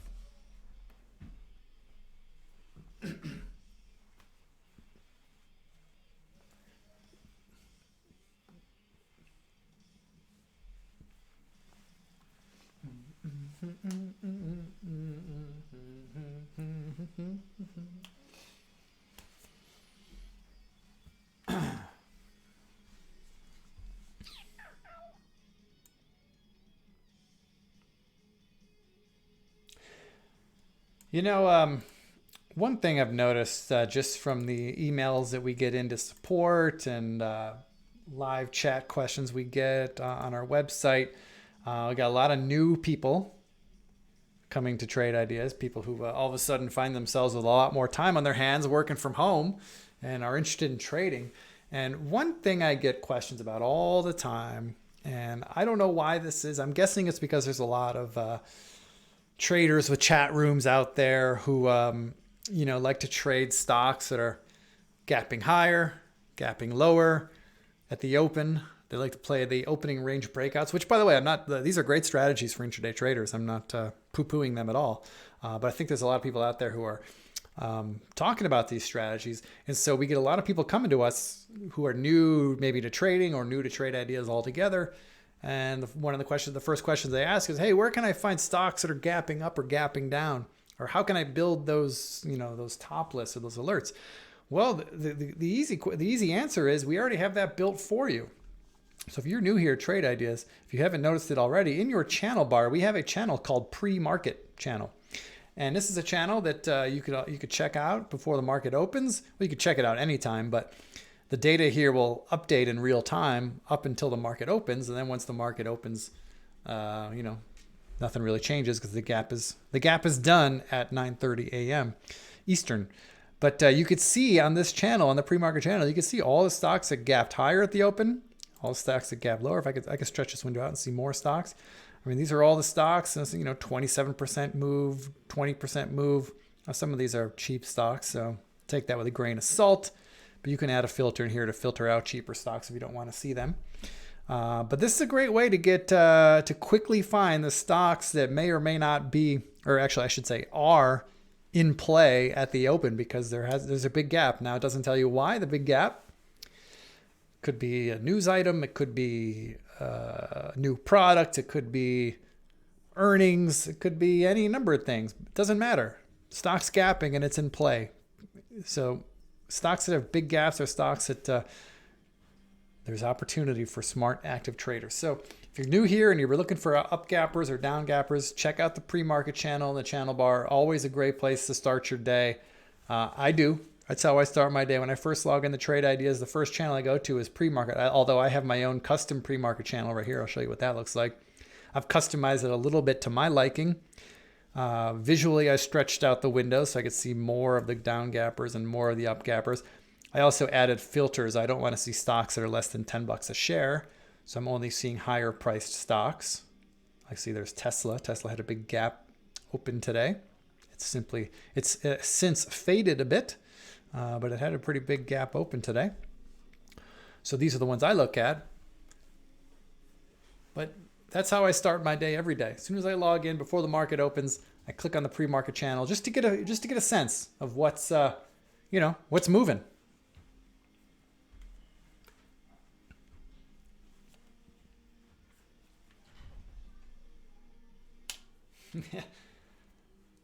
Hey, Chris, thanks for the shout out on the Twitter box. I see you. I'll give you a retweet. The old Twitter box.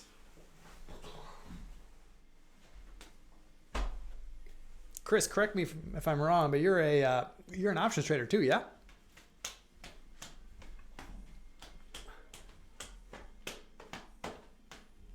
Yeah, I thought so. Cool. Wow, nice. Well, good to hear that, Chris. Chris says, Trade Ideas and the crew here changed my life. You might be exaggerating a little bit, but we'll take the compliment. Thank you. Oh, you just trade stocks. All right. For some reason, I thought you and I have had chats on Twitter about options trading, but no worries. I'm sure you're not the only Chris out there.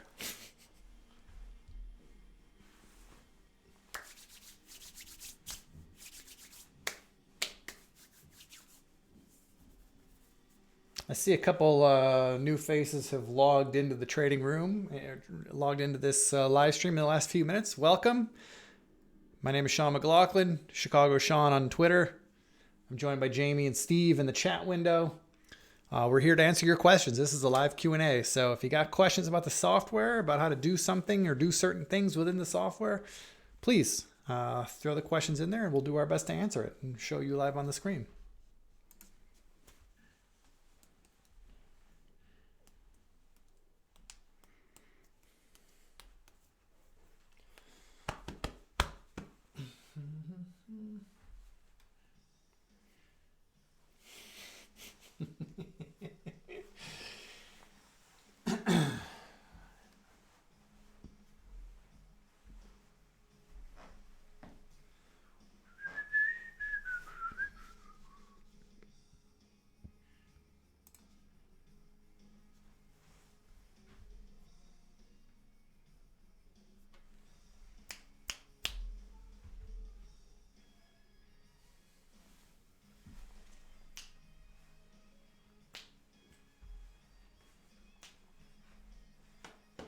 Nice, Chris. That's good to hear, man. That's good to hear. Mike, I'm sharing my layout right now, buddy. I don't know if you see it, but this is the layout that I use. Oh, are you talking about you want the cloud link? Is that what you're saying? Yeah, I can do that. It's just going to take me a second because I'm on different computers here. So what I'll do here is I will save my layout to my cloud. So I'm going to hit File, Save or Share to Cloud. I'm going to hit Entire Layout. We'll call this Sean's Layout. I'm going to hit Save. Now I'm going to have to step to my other computer here and load up trade ideas on my other computer. So bear with me. It's going to log me out here. You're going to see my my system go dead and go red. That means I've been logged out because I logged in on another machine. See that? I just lost my connection. That's what you see. Now let me share. Control C. Okay, Mike, here you go. And anybody else who wants it. There's the cloud link to my layout. Okay, I'm going to come back over here and reset my connection, and then we'll be back live. There we go.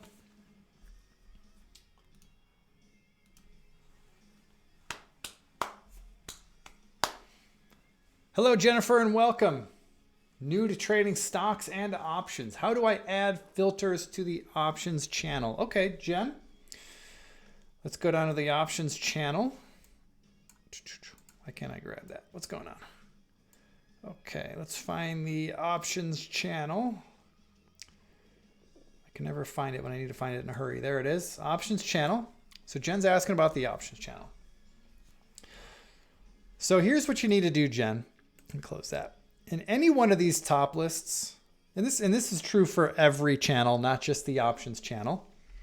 But if you want to add any changes to any one of these windows, if you want, all you need to do is simply right-click in the window you want to change, hit Configure, and then this brings up the top list config window. And if you click to the window-specific filters tab, you'll see all the filters that are currently active and the values for each. You can make any changes you like. If you want to add any additional filters, you can go to the Search tab and type in the keyword you're looking for. And then drill into whatever specific filter you want to add. So you want to add volume today, hit Add Filter.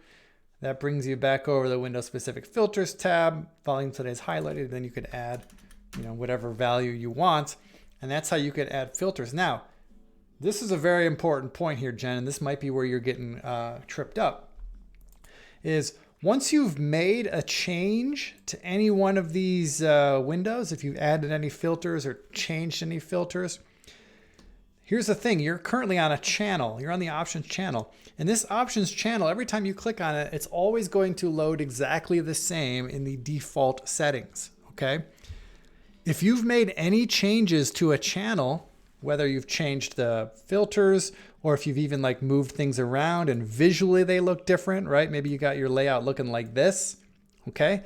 If you want your options channel to look like this and with your settings every time you open it, you're gonna have to save that as your own custom layout, okay? Because again, every one of these channel buttons, every time you click that one of those channels, it will open up exactly the same in the default factory setting that everyone gets, okay?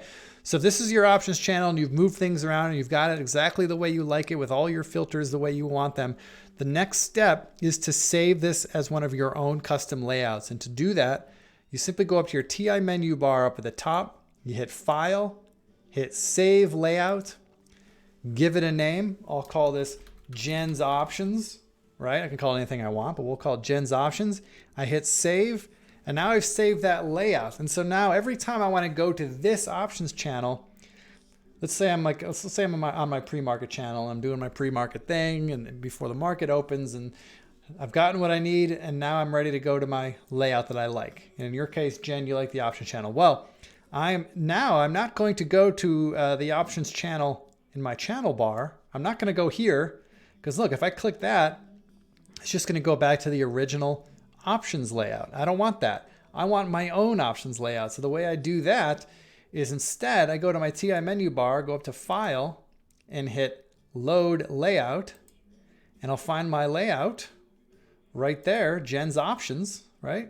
You can see I got a number of different layouts saved in here, but there's Jen's Options. I highlight it, hit Open, and boom, there's your layout exactly the way you want it, customized to your liking. I hope that was instructional for you, Jen. I hope it was instructional for everybody else. If you have any follow-up on that, Jen, let me know. But thanks for that question, though. That's great.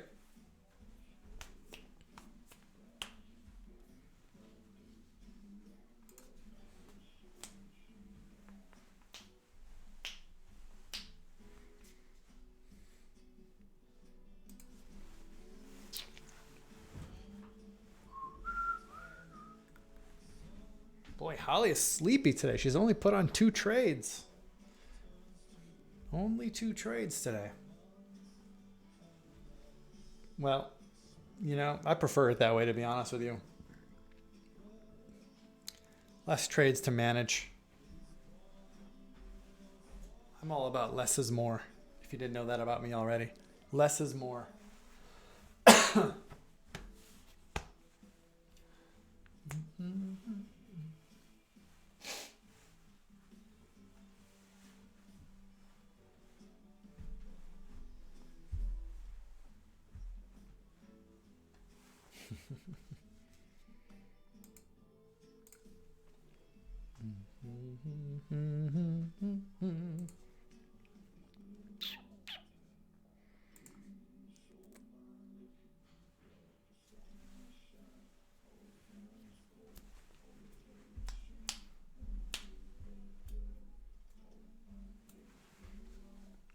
What's USO doing?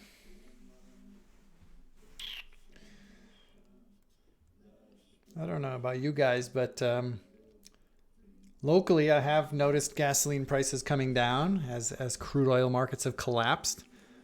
I have seen them come down, but I don't feel like they ever come down as fast as the market brings them down. But of course, when crude oil moves back up, those gas prices at the gas station go up immediately. I don't know if anyone else has ever noticed that. We traders are probably the only people who do notice that, but I feel I feel sheepishly lucky. My gas tank on my car was ready for a refill, and I bought gas 2 days ago right there. I bottom ticked the market. I filled up my gas tank at the low. We'll see. Ain't too often I could brag about buying the low on anything.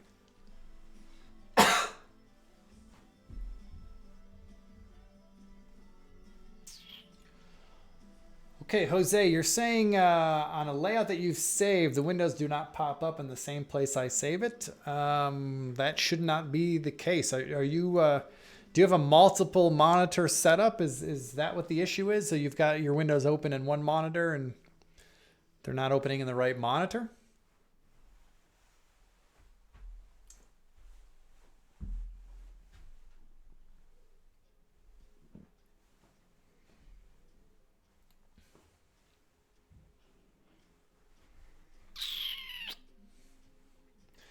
Yeah, Jose, with multiple monitors, things can get a little bit tricky. But one thing you're going to want to do is when you, wherever you want your windows to open, they're going to open wherever your TI toolbar is. And if you go into tools and options, just to make sure, go to layouts and actually, I misspoke. If you uncheck this box, I always get this mixed up. I figure which one does what, but play around with this in here. So let me back up just so you saw where I went. Go to tools, go to options, and toggle. I'm not sure if you have a check in this box or not, but toggle it off or on, whatever different than what you have now. Hit save, and see if that makes a difference. Just make sure you save your layout. Move all your windows exactly where you want them to be, then save the layout after you've made that change I showed you, and see if that changes things. With multiple monitors, if you don't have all your windows in the same monitor, I think it gets a little wonky for some people.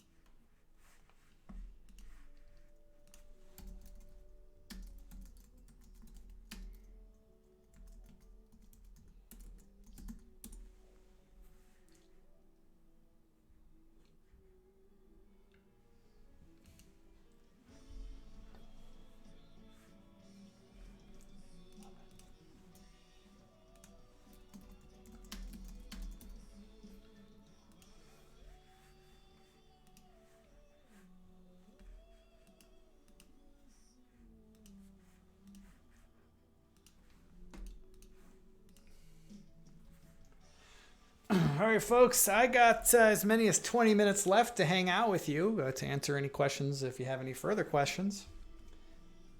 We are here for you. Otherwise, we'll go back to Barry, and Barry will take you through to the end of the trading day, as he does every day, every trading day.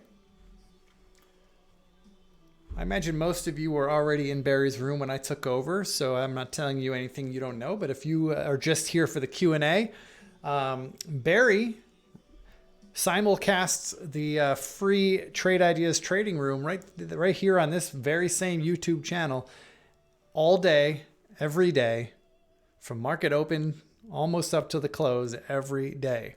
And if you're new to trading or new to Trade Ideas, Barry is a wonderful resource to basically look over the shoulder of a real trader who's trading the markets using Trade Ideas to trade, using Trade Ideas to generate his ideas. I mean, that's it's in the name, right? Trade Ideas, that's what we do. And Barry is trading all day, and you get to look over his shoulder and watch him do it. You get to not only watch the way he trades, and you can learn from him, you also get to learn things about the platform that maybe you didn't know just by watching him work. It's a fantastic free resource to anybody. You don't even need to be a Trade Ideas subscriber to have access to the trade room. It's open to anybody. We don't care who you are. We don't care where you live. It's open to everybody. Send your grandma over. She can hang. What's going on with the Peloton?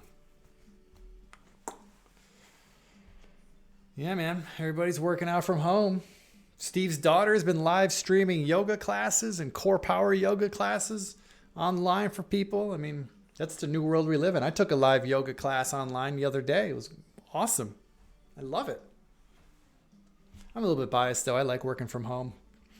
Me and Steve and Jamie, we're lucky. We're amongst the lucky ones where, this self-quarantine thing hasn't really affected our day-to-day much. We all work from home. So, my day hasn't really changed that much. We're lucky, but I know a lot of people, this is a very weird situation for a lot of people, and everything's been uprooted, including where they get their workouts in.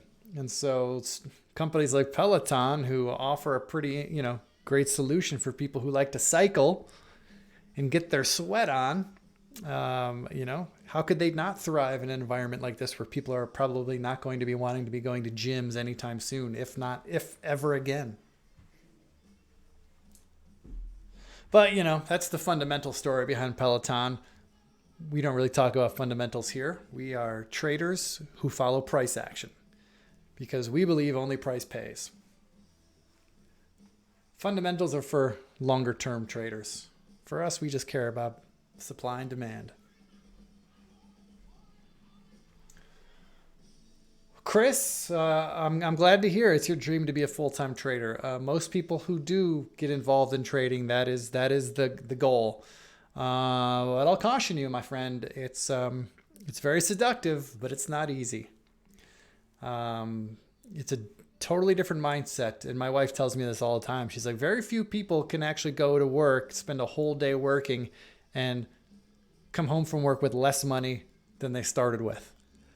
That's something that takes a different kind of mindset that is harder for some than others.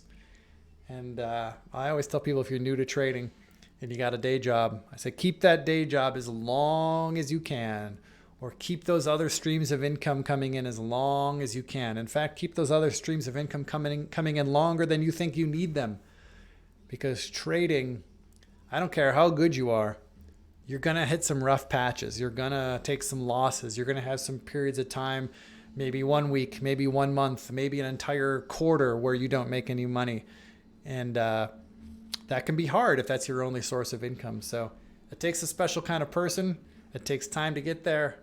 I'm wishing you luck. You're in the right place, Chris. You got the right tools. Keep on keeping on. Steve, I've been there too, my friend. You know that. Definitely had years where I made no money. I've had years where I've lost money. Steve and I have both been trading since the 90s. So more than 20 years in the game. And I'll be the first to tell you that they have not all been profitable years for me. Absolutely not. But there have been some good years. The trick is, when you have those really good years, you got to make that money last. That's the trick. That might be where the real secret sauce in trading is.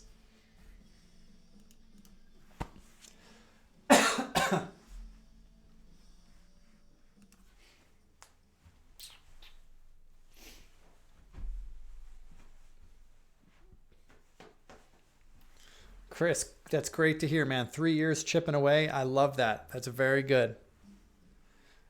The thing with trading is, even when you have great tools at your disposal, like trade ideas or a great brokerage platform, and even if you have great mentors and educators guiding you, that's all great. And all of that helps. But at the end of the day, nothing replaces having your ass in the seat, making trades day in, day out, constantly executing on your craft and iterating your craft. Nothing replaces time in the seat. And so you're doing the right thing, buddy. 3 years in. I love it. That's how you get good at this game.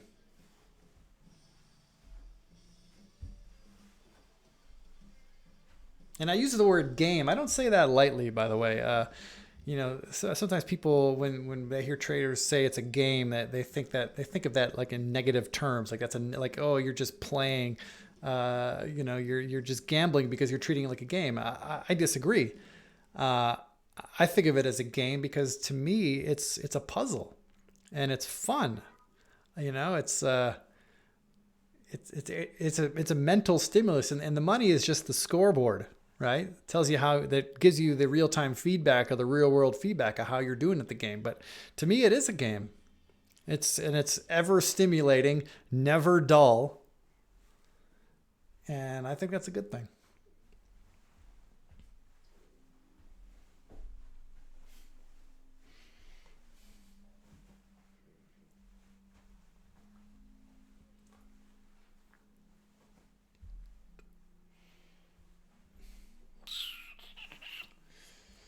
All right, well, looks like the S&P, at least for now, is holding that support that goes back to yesterday afternoon. It's holding it for now.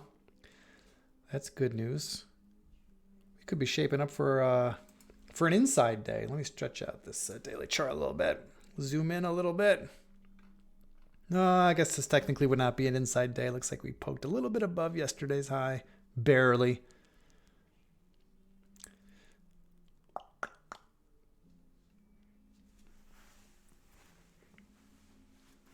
Well, it's kind of crazy to me.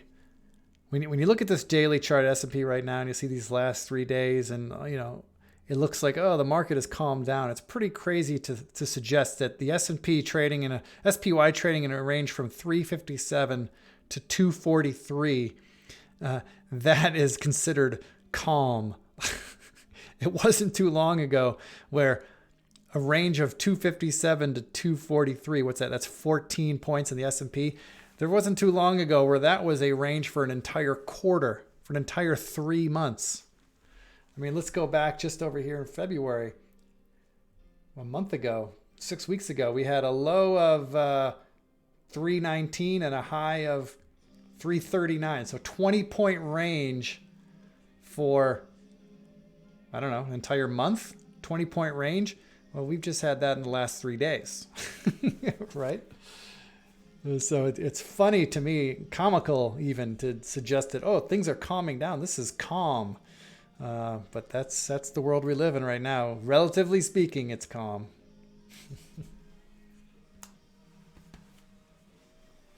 Hi, Walter. You just signed up with Trade Ideas and you wish to know where to start before your one-on-one training. Well, Walter, before you go down the road, I don't know if you've signed up for a one-on-one training. We do. Trade Ideas does offer one-on-one training sessions, but they are a paid session. We charge $99 an hour for that.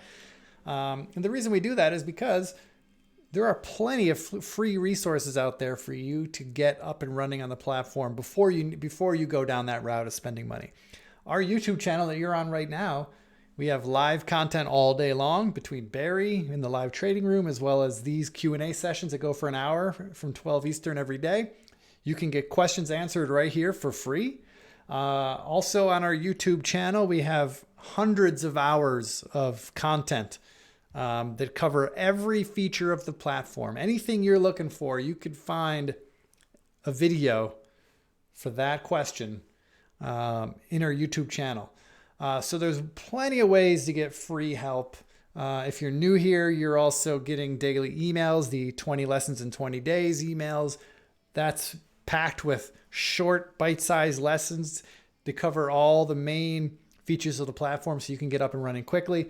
So I would encourage you, Walter, to exhaust all of that free stuff before you spend another $99 to talk to one of us, which, I mean, we're happy to do it, but I just, I hate to see people spend money when they don't need to.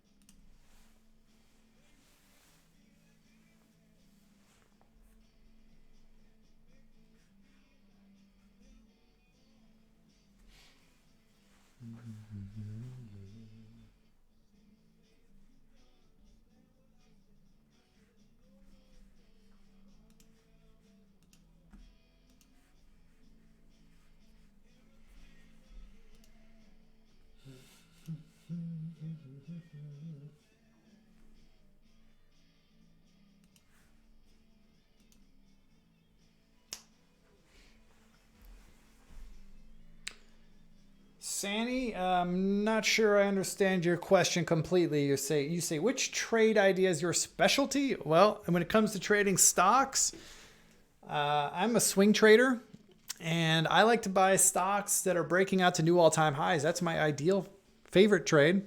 In fact, I got an alert window right here on the bottom right of my screen here that alerts me to any stocks making new all-time highs. Now, as you can imagine, there aren't many stocks making new all-time highs in this tape. There haven't been for quite a while now, for a number of weeks. But if I had to pick one stock setup that I like to trade, I like to swing trade stocks. I like to buy them when they're making all-time highs. To me, that's a blue skies ahead. There's no overhead supply. There's no bag holders looking to get out of a position that went wrong. There's nobody left to sell. It's only buyers and everybody's making money. To me, that's a good recipe for a good run. Is it the best trading strategy? No, of course not. I'm not going to sit here and tell you anything's the best, but it works for me. That's what I like to do, and that's why I've got this alert window down here. When a stock alerts me to a new all-time high, I'm interested.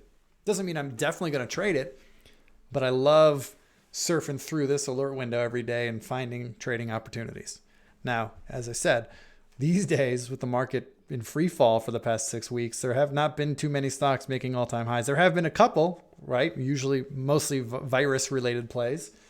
But 6 weeks ago, this window was throwing out, 20, 40, 50 stocks every day. So there were always plenty of opportunities. Twitter upgrade, what you talking about there? I see you in the chat saying Twitter upgrade. What happened? Some news out on it? I don't really pay attention to the news. All I pay attention to is price action. And by the way, I am long-term bullish on Twitter. I've made that's not a secret. Anybody who's listened to me talk before and the topic of Twitter comes up, I believe it is a $500 stock. I know that sounds crazy, but it is my belief that in the next bull market, whenever that happens, it might not be for a few years, to be honest with you, but in the next bull market, I would be hard pressed to think that Twitter will not be one of the leaders in the next bull market. For all the ills that Twitter has, and yes, there's a lot of noise on Twitter. There's a lot of bad misinformation. No doubt about it. But for those who know how to use the tool properly and know how to filter out the shit they don't need and unfollow the people that just, don't add any value to their life, Twitter is an irreplaceable tool. And I think that Twitter is an irreplaceable tool right now while the globe is in crisis. I think Twitter is a fantastic tool for disseminating information, and it's been something I've relied on heavily for a long time. And I think more people are going to start realizing that at some point. And I just can't imagine a world where Twitter is not a very good investment long term. But I'm biased. Totally biased. I own some Twitter stock in my retirement accounts. Not a lot. I'm kind of taking my time. I'll get more aggressive if it starts making new all-time highs because I like to buy stocks making new all-time highs. Until they're making new all-time highs, there's no reason to rush. So for Twitter, new all-time highs is up and around $70 a share, I believe. Let's see. Let's pull up a monthly chart. It's in the 70s somewhere. There. No, that's not right. Got to zoom out. Zoom out. There it is. Yep, $74. $74.50 is about the all-time high in Twitter. Now, yeah, you can make a lot of money investing here and riding it up to $74.50. I know that. But like I said, I'm playing the long-term game. I own some shares now. Don't plan on selling anytime soon. In fact, I might want to buy some more. I mean, shit, been down so much. Might be time to wade back in and buy a few more. Average down my price a little. But for me, this is a 20-year hold, so I'm not micromanaging it. Yeah, Chris, exactly. Twitter is how I find a lot of things. And I can tell you personally, Twitter has been a profound impact on my life for the last 10 years, for more than the last 10 years. I've met all of my best mentors and partners through Twitter. Without Twitter, I never would have met them. I'm a better trader today than I would have been if it wasn't for Twitter. I know this for a fact.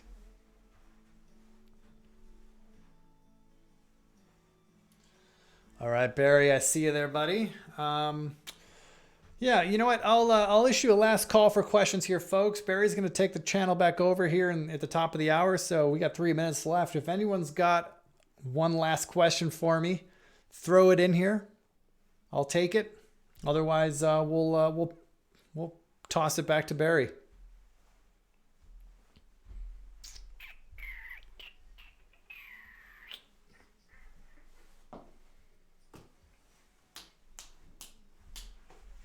You're welcome, Chris. Thanks for hanging out. Glad to hear your story, buddy. Glad to hear things are working out for you, and glad to see you're putting the work in. It can be a very rewarding career. And I'm not just talking financial either. I'm talking just, if you can figure out trading, if you can make it work for you. I'm biased, of course, but I don't think there's any better career out there. Of course, I'm biased. I would probably say the same thing if I was a doctor. I'd say being the doctor is the best career out there. Who knows? All right, folks. Looks like there's no more questions. So thanks everybody for hanging out, and Chris and Sanny and Walter and Jen and whoever else asked questions. Thanks for contributing to the content today. Barry, I'm going to hand it back to you, buddy. So go ahead and take it. I'm going to turn it off right now in 5, 4, 3, 2,